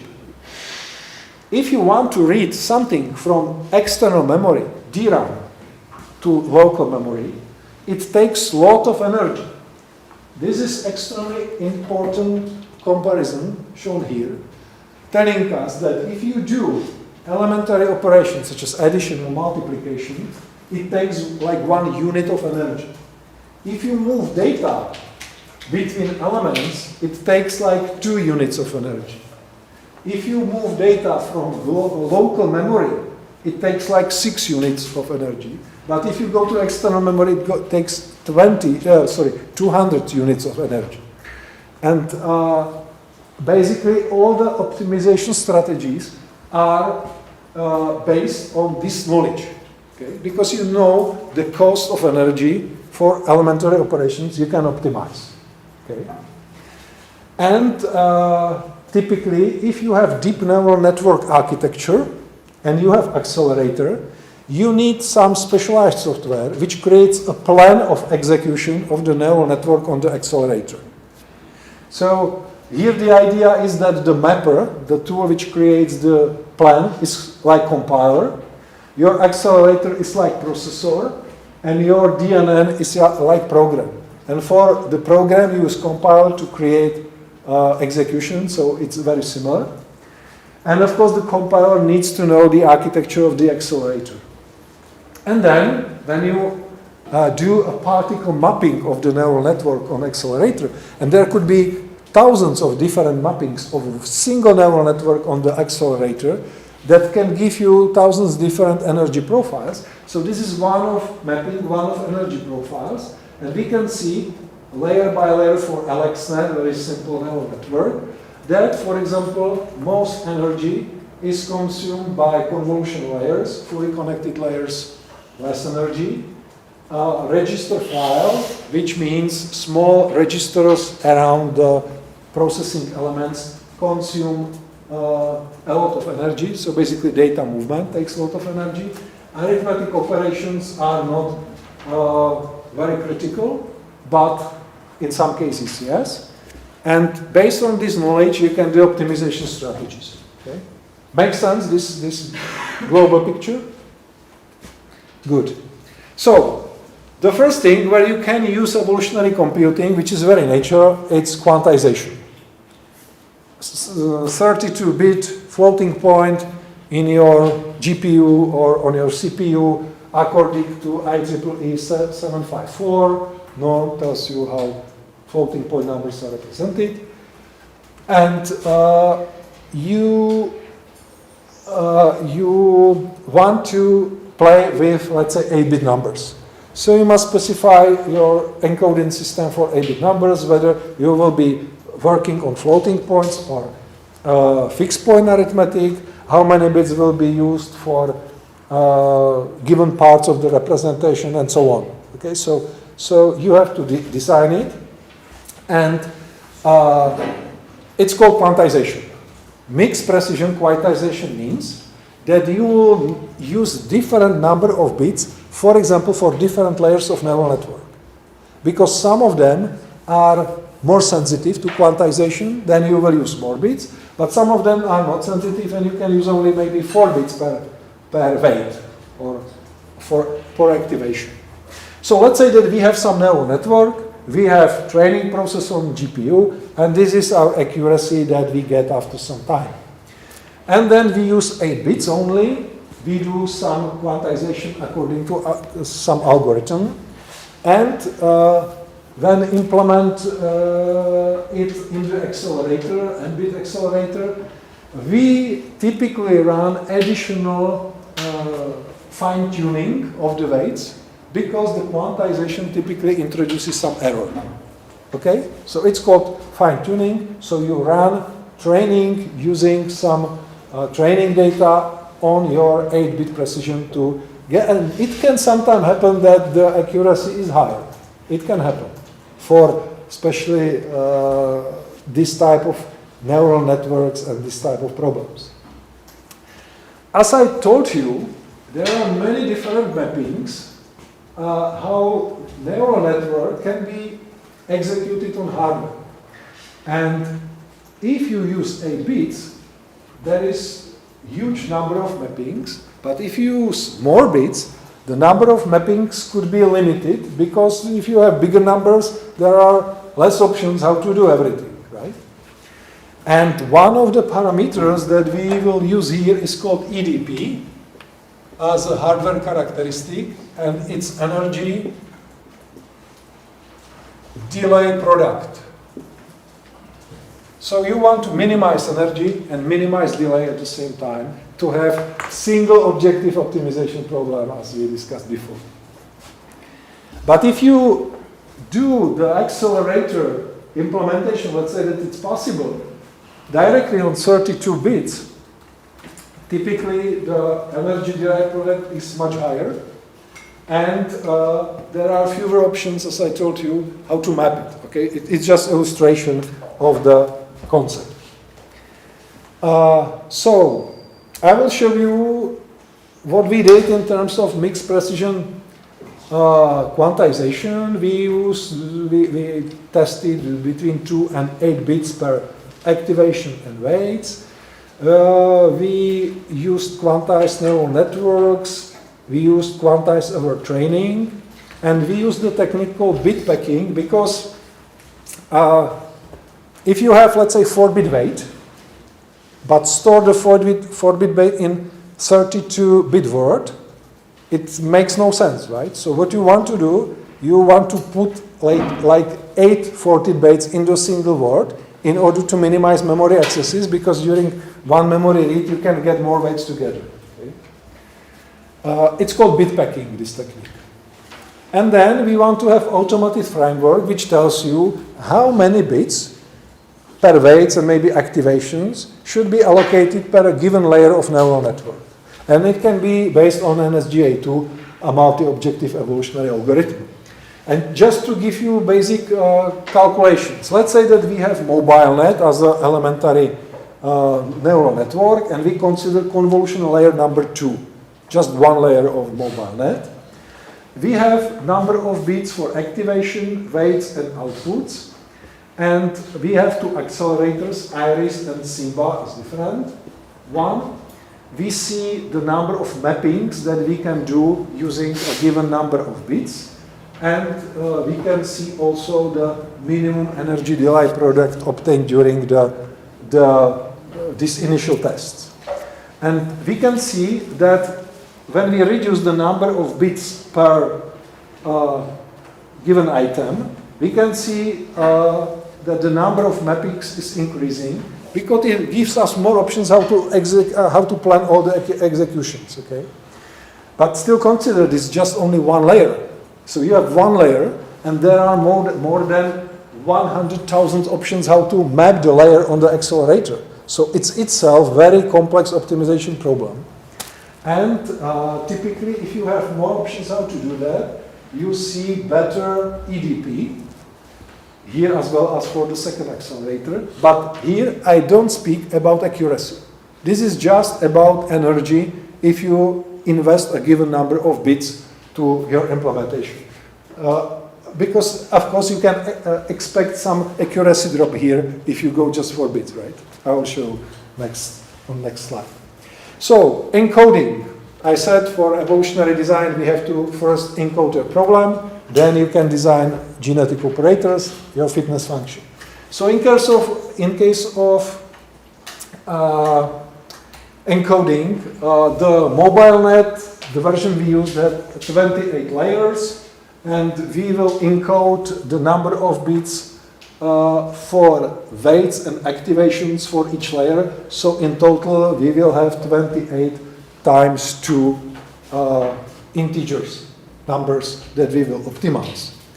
And for a candidate solution, we will analyze accuracy that we can obtain, and we will analyze energy delay product to optimize hardware. Okay, so there will be 2 fitness functions, and how the framework works. So we start with the pre-trained network. We have some data set. We have some accelerator. What we can do, we can create initial population. What's a single individual? It's something like this. Okay, it's vector of 28 numbers, weights, not weights, bit per weight, and 28 numbers, bit per activation. So 56, so this is our initial, maybe randomly generated candidate solution. So we create population of those. We do quantization overtraining for a given number of epochs. Of course, how many epochs, again, research questions, whether 5 is enough or 50 should be taken, and so on. And we estimate hardware parameters for a given hardware setup. And in order to so, you must have suitable tool. So I will show you in a minute, we develop a kind of tool which will tell us energy delay product, basically energy, latency, and so on. And then, based on the results, we do standard algorithm, NSGA2 algorithm, where we have some Pareto optimal selection, offspring generation, and so on. And at the end, we should obtain the Pareto flow. This is more, there are more details about the experiment. Let's skip it, it's not important for now for the explanation. If you want to play with hardware, one option is to do everything with real hardware, but it's very time-consuming and not practical. So what people use are either hardware simulators or analytical tools that can do very precise analysis of a given neural network implemented on a given hardware. One of them is called time loop. It was developed at MIT. And basically you specify in some language hardware. So you specify one layer, you typically specify what's going there as a mathematical operations.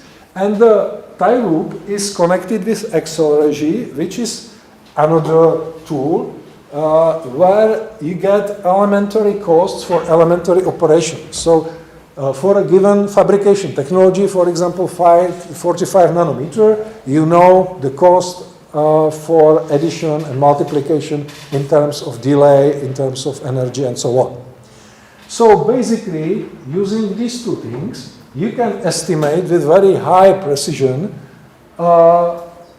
energy profile of execution of a given neural network on a given hardware, and you can see how much energy will be needed for all multiply and accumulate operation, for registers that store the weights, accesses to DRAM, and so on. So you get a very nice profile of the hardware. The problem is that this time loop doesn't support mixed precision quantization, and it doesn't support approximate operations. So we spent some time and redesigned the tool to support mixed precision and also to support these approximate operations. And then the first kind of results from our experiments is when we do uniform quantization. We don't use this mixed precision, but uniform, which means that we will use 8, 7, or 6, or so on bits per weights and activations. So the first outcome, which is very natural, tells you that if you use 8, 7, or 6 bits, it doesn't have any impact on energy.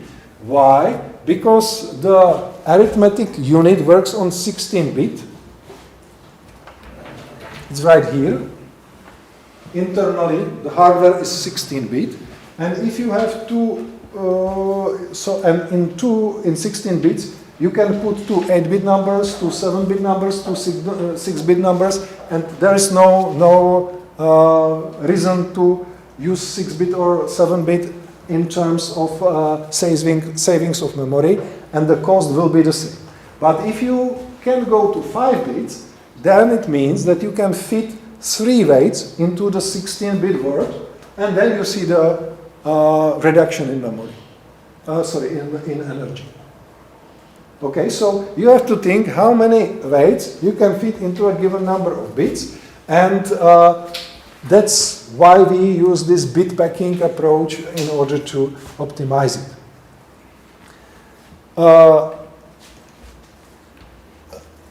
Then we run this NSGA2. This dark color is the last generation. This light color is the first generation. We can observe Pareto fronts, how they developed during evolution. So we start with this one, let's say, and we end up with that one. X-axis is energy delay product. Y-axis is top one accuracy. And we can see that the evolution leads to solutions showing high accuracy. So basically there is no impact on accuracy, but we can significantly reduce energy delay product if we optimize the number of bits per weights and activations properly. And you can see the initial randomly generated configuration, and this is the final configuration that we obtained. So we can see that for some layers it's good to use 8 bits, but for many layers, it's just enough to use 2 bits only. And still you will get the same precision. Okay, so In this approach, once again, we didn't optimize neural network, we didn't optimize hardware, we just optimized the number of bits devoted to weights and activations, because if you minimize them, you can do bit packing, you can minimize the access to main memory, and at the end you will get improvement in energy delay product, and in this case the same accuracy.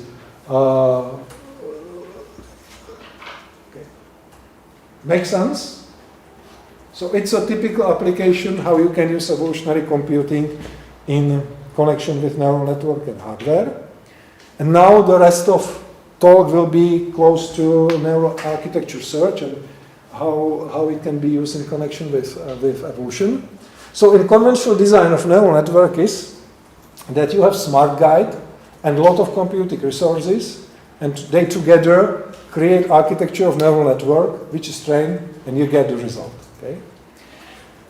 In neural architecture, and of course, once the architecture is created, you want to go for hardware, so you have the architecture, you train it, and then you do a lot of optimizations and implement it in hardware, but still the hardware architecture is the same.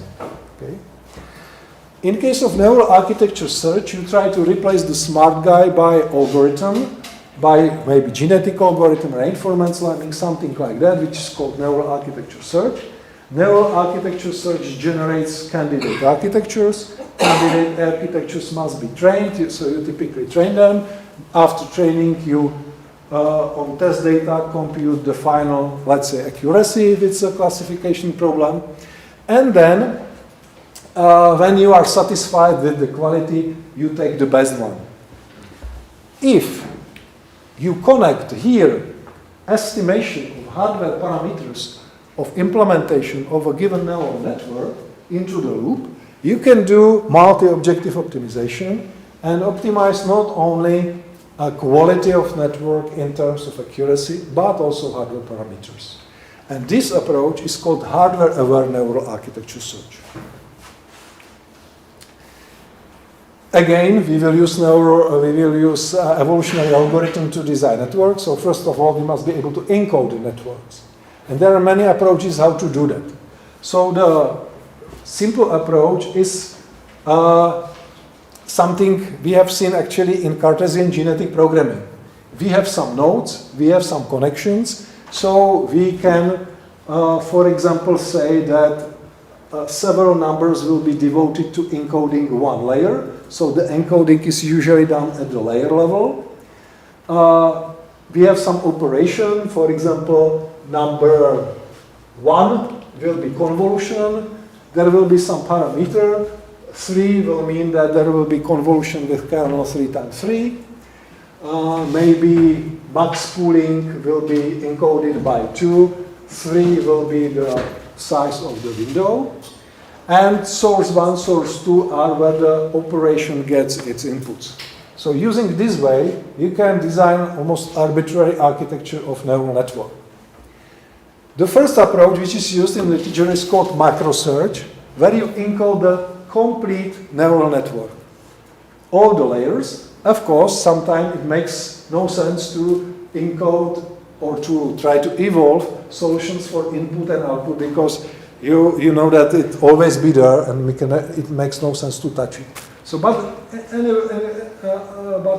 all the layers in between input and output will be somehow encoded and will be designed by evolution. In microsearch, the approach is different. You somehow specify general architecture of your neural network, and you say it will consist of cells and some layers in between. And then you will use this approach to encode your cell. So basically you will define a very small network, typically consisting of 10 layers and so on. But you will reuse it many times in the final network, because we know from human designs of neural networks, deep neural networks, that there are some blocks that are used many times. Right, there are stacked blocks. So this approach can be used here. Very interesting encoding, not so much seen in literature currently, but in theory of evolutionary computing, we can do that. Suppose that we will encode a program into our chromosome, and if you run the program, it will draw the architecture for you. So it will be a kind of indirect encoding. So we don't encode directly layer by layer neural network, but the program, when executed, will set up the network. In case of evolutionary computing, we have to initialize the first population by maybe conventional designs, or we can do it using random approach. Then we need to train the network using training data. We have to calculate, let's say, accuracy using test data. It takes a lot of time, right? Then we check the final condition. If we can continue with evolution, we select parent, do some genetic operators, obtain offspring, and for offspring we do again training and fitness and repeat the execution of the main loop of GA. This is very time consuming, and that's the reason why the first evolutionary approaches used in this area were extremely expensive in terms of GPU hours, but they generated relatively interesting designs.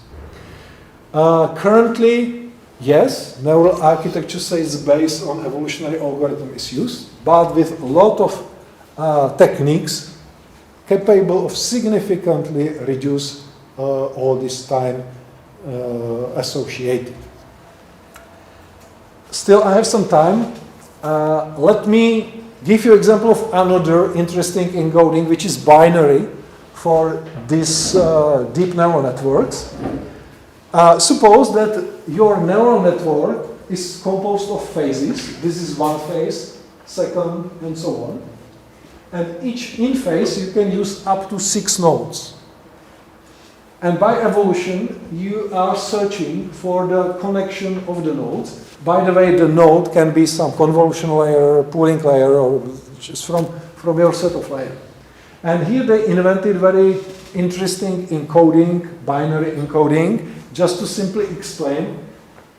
It's sequence of binary numbers, and if you are in node number 6, you know that your inputs can come from maximum 5 previous nodes, because the total number of nodes in the phase is 6. And basically this sequence of 5 binary numbers tells you whether first, second, third, fourth, and 5 or 5th nodes are used or not. So you can see that the first, third, and 5th nodes are used as inputs, the remaining are not used. And there are some additional tricks, whether there could be some skip connection and so on. But basically, you encode the architecture using string of integers. And if you can use string of bits. And if you can use string of bits, it's usually very efficient encoding because it's binary level. And they define crossover over these operations. And intrinsically, if you have one parent and second of this type, they identify typical structures known from human neural network. This is sequential architecture known from, for example, VGG. This is dense network, another famous human design. And if you do crossover, you will get ResNet. So the interesting thing is that it makes sense here to do crossover over the bit strings, because in many cases it generates something where we know it makes sense. Okay? And this method was used in the second version with combination of other tricks. I'm just going to skip them, say a few words a minute later, to basically generate the best deep neural network, convolutional neural network, for ImageNet classification and other tasks in so-called mobile setting.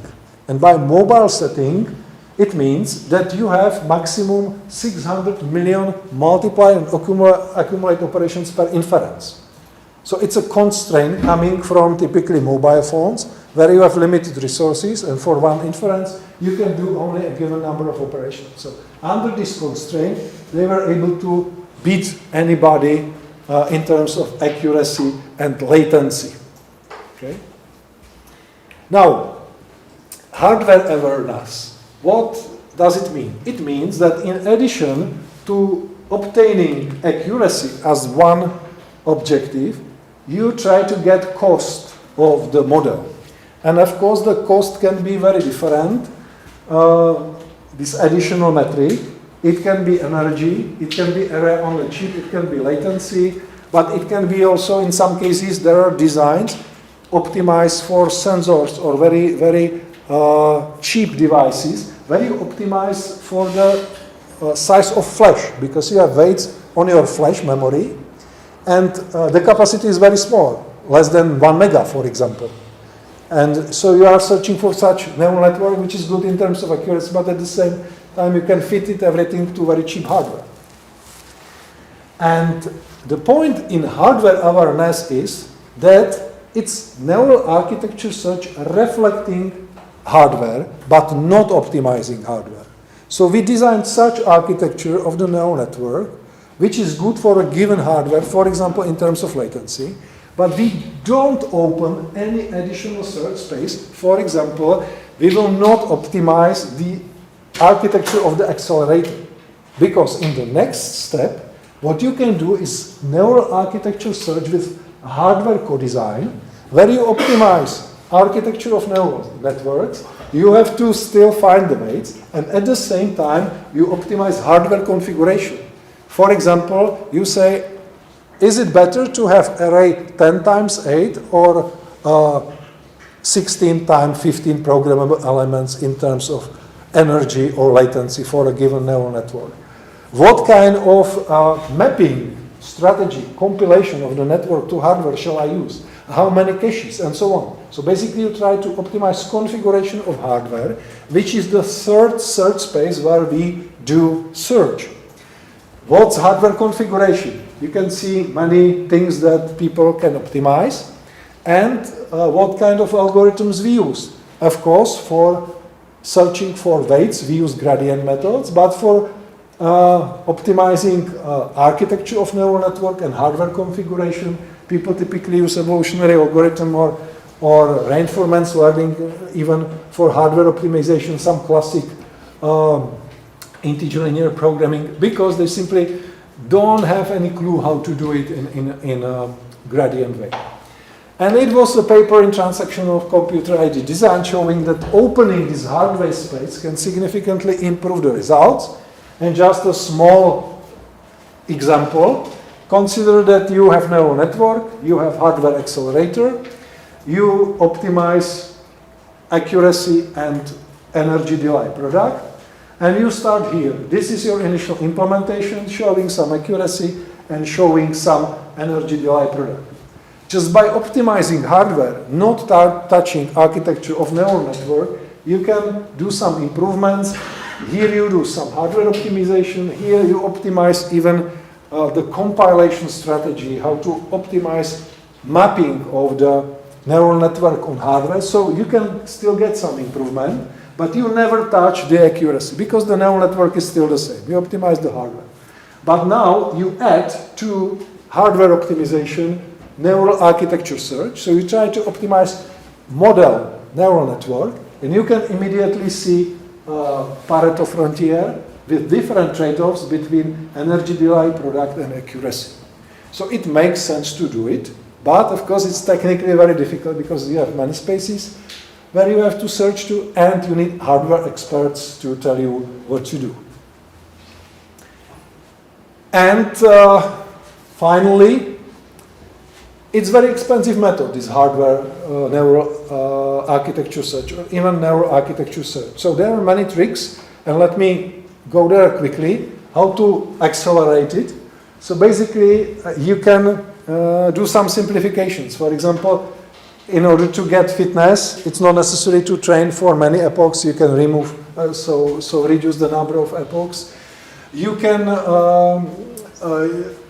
employ some proxy data and so on. What's very popular right now is to do surrogate models. You basically have neural network. You don't do training. You just put some information, some features from the neural network to maybe another neural network or some machine learning system, and it will tell you, okay, the accuracy will be 85%. It's very popular, but of course it takes time to prepare such proxy. It's sometimes called proxy. And you can do the same basically also for hardware. If you want to evaluate hardware, the best way is to build hardware, but it takes time. You have to measure it. I have already shown you that we can use analytical tools such as time loop, but again, we can use prediction models based on machine learning. So you put neural network parameters and train some model, and it tells you, for example, latency on a given accelerator. So this is our work of one of my students. He developed a neural network which can predict latency on Halo 8L accelerator, and this accelerator is attached to very popular Raspberry Pi hardware, and you can do neural architecture search with very quick estimation of latency.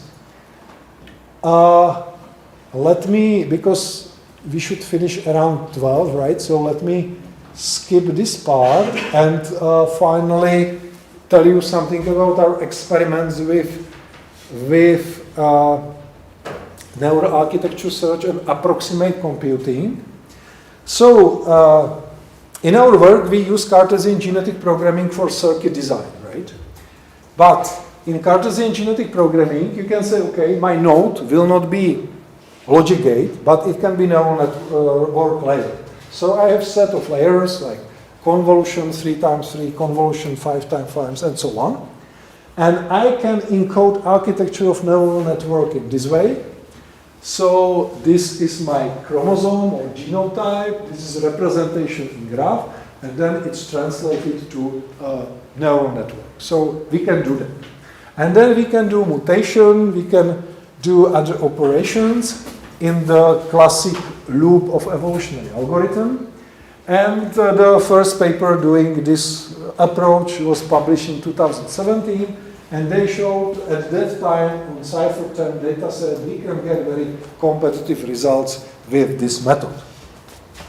And because we like CGP, we extended this method in such a way that we allow to use not only traditional convolution layers and so on, but also approximate layers. So basically the computation is not done using exact multiplication, but with approximate multiplication. And again, the task of evolution is to set up the neural network architecture and at the same time to choose from the set of different multipliers, approximate multipliers, the best one for a given layer. So in addition to definition of convolutional operation, for example, you have to specify the size of window and so on. We also specify which type of multiplier from the library is used.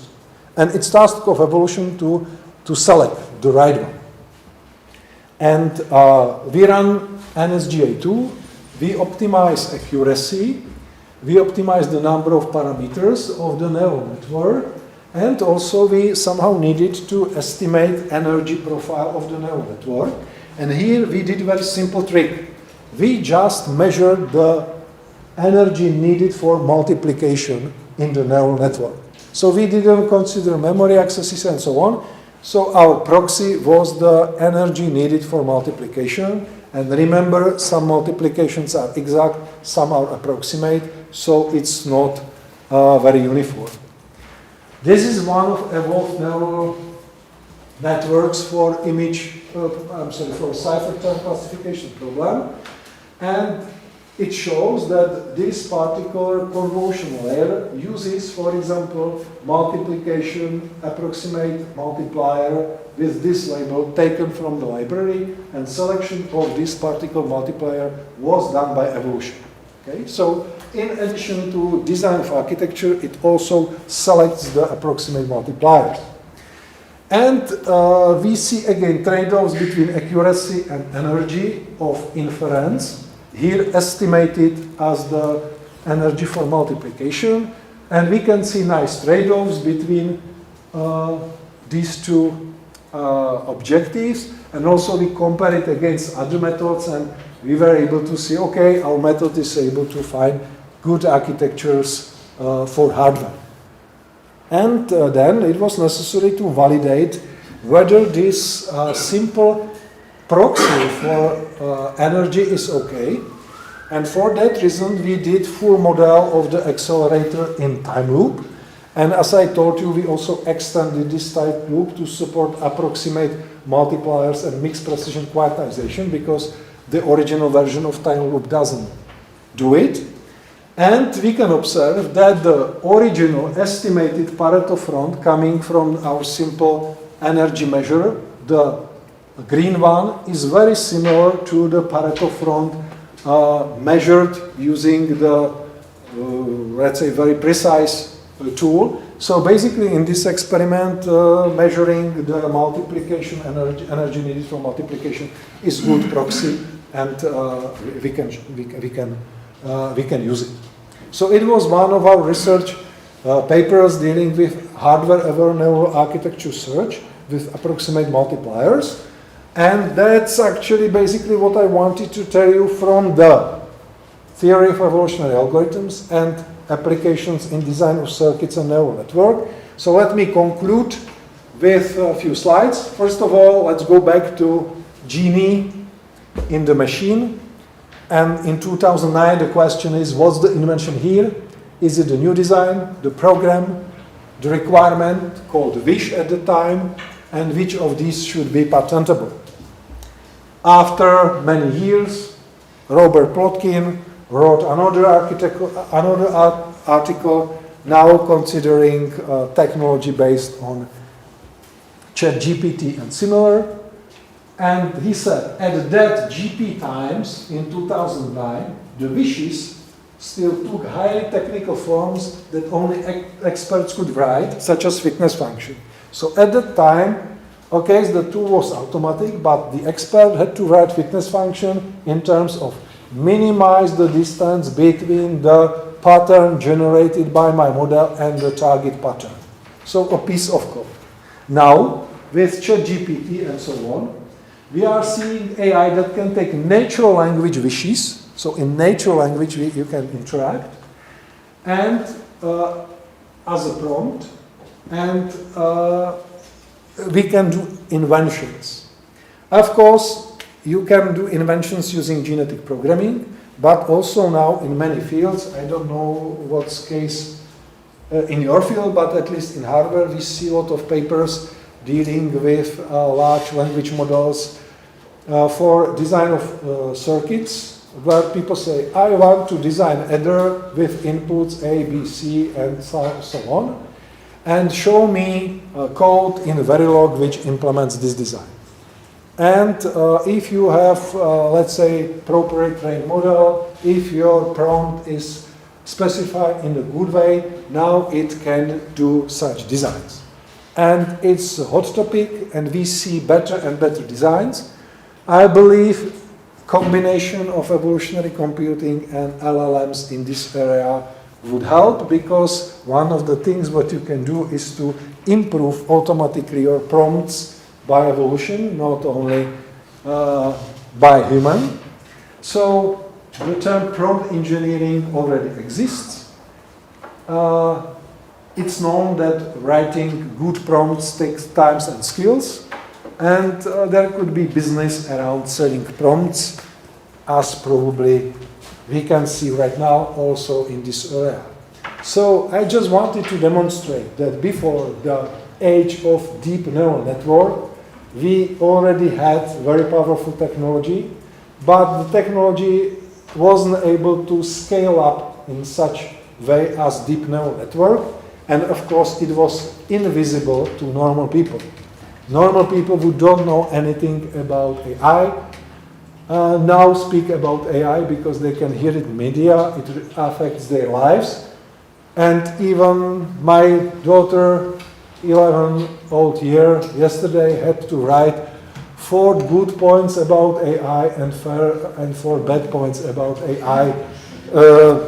Impossible, in 2010, you have never heard about AI in the media. It was just for experts only. Did ChatGPT have it for her? It was not allowed. Concluding remarks. I think that there are many applications for evolutionary computing in engineering design across all domains. Electrical engineering, programming, material design, robotics, many applications. Evolutionary computing is good if the problem is of small or mid-size. If unique solution is expected, because if you need some normal solution, why to use these specific search techniques? You can usually get some solutions using other techniques, but they are not typically well tuned. If you really need multi-objective optimization, then evolutionary approach is good. And potentially explainable solutions can be created. For example, you can constrain this search engine to create only expression that you are able to interpret or you understand. Of course, maybe you exclude solutions that are good, but you will get interpretable solutions. Evolutionary algorithms are not used as the only method when a big problem has to be designed or optimized. You typically use combination of evolution plus something, or exclude evolution completely. So, for example, big traveling salesman problem instances with millions of cities are not solved by evolutionary algorithm. They are solved only in case that the size is small. Other heuristics are combined together to solve the biggest instances. And also sometimes people don't like the randomness behind evolutionary computing, because consider that you are a company selling design tool, for example, for hardware, and the tool is based on evolutionary computing, so you buy it, run it for your problem, and get some result. And the second company run it for the second problem and get much worse result. It's something what you as a company selling tools for optimization don't want to see, because you can get some complaints. And recent approach is that I'm going to follow in few years. I think it's combination of machine learning and evolutionary computing in both directions, especially with LLMs.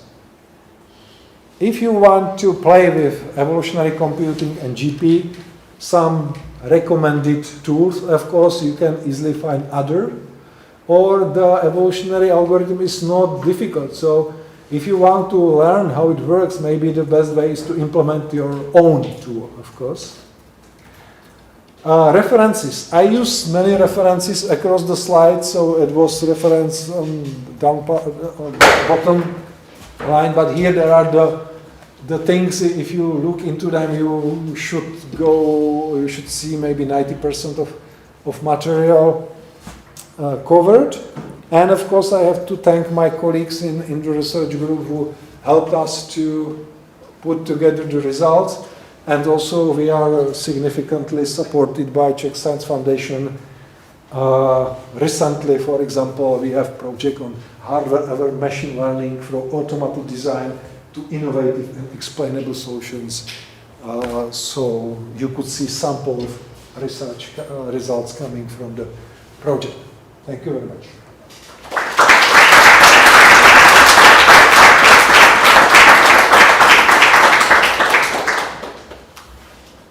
Big thanks, Lukáš. Thank you very much. And questions, of course. This is a more basic question, I think, but I just want to clarify the distinction between just like generic approaches and then differential approaches, because it seems for me like when you're working like with deep neural networks, etc., well, everything's gonna be differential, right? Like, I mean, is it just a representation, as I understand it? Like, if it's something like vector-based or differential, you're representing things as points in the Euclidean space. But, you know, for genetic, you have like more flexibility in just a symbolic representation. But at the end of the day, you're doing the same operations. Maybe not implementing them the same, but like there's still gonna be like crossover or mutation or other noise like with vector-based approaches, right? I just want to understand that distinction better.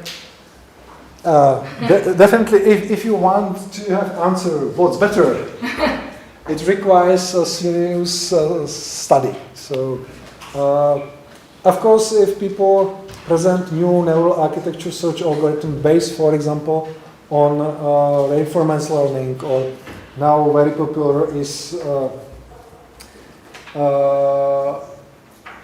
use so-called supernets. I didn't have time to discuss it. Do you know what supernet is?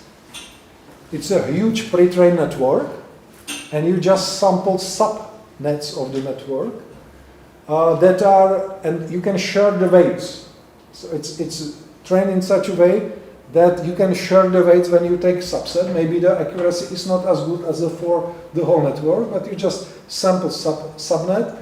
It's already well trained. You can do maybe some fine tuning, and you can search. You can very significantly reduce cost of search. And the methods are based on evolution and are also based on reinforcement learning.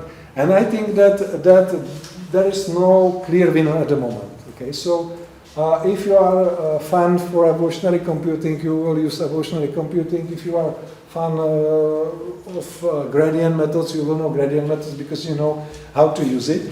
Definitely, if you want to multi-objective, especially with hardware aspects, most papers what I have saw use evolutionary computing. But if it's not critical and you just target accuracy, you can get the same results much faster.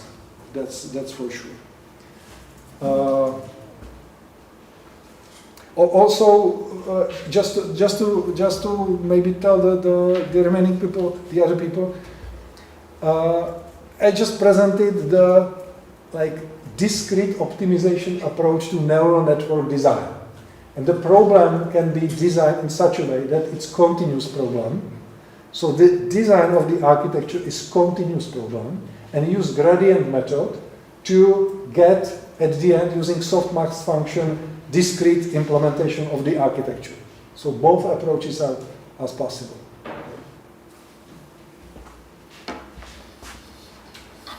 Maybe I will rephrase the question that I was asking Lukáš during the break.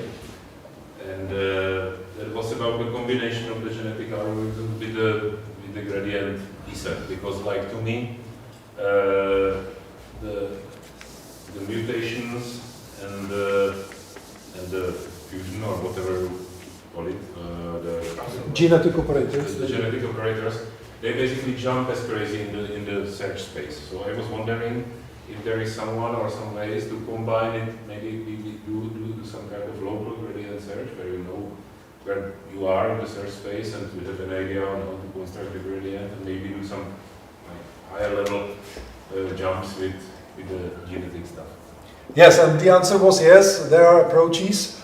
So basically, the resulting expression or program or model that should be the goal is composed in two ways. In the first way, at the low level, you have some features and you do gradient search and you combine them with the upper part to create a final model. So such approaches are available in the literature. And maybe if you know in Prague, actually the guy is professor also in Netherlands, Babuška, if you know Robert Babuška. He's one of the guys introducing and developing this approach. So if you look at his papers, you can see that. But where is it good? For classic machine learning. But if I design circuits, I will not be able to formulate the circuit design problem as a gradient search. It would not. Will give me kind of efficient circuits. So maybe in hardware we don't see so many approaches based on gradient in this setup.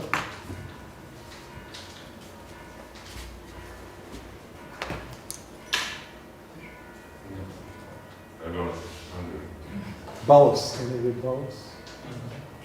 It's lunchtime. It's lunchtime. Okay, thank you very much. You're welcome. Thank you. Here is the one here.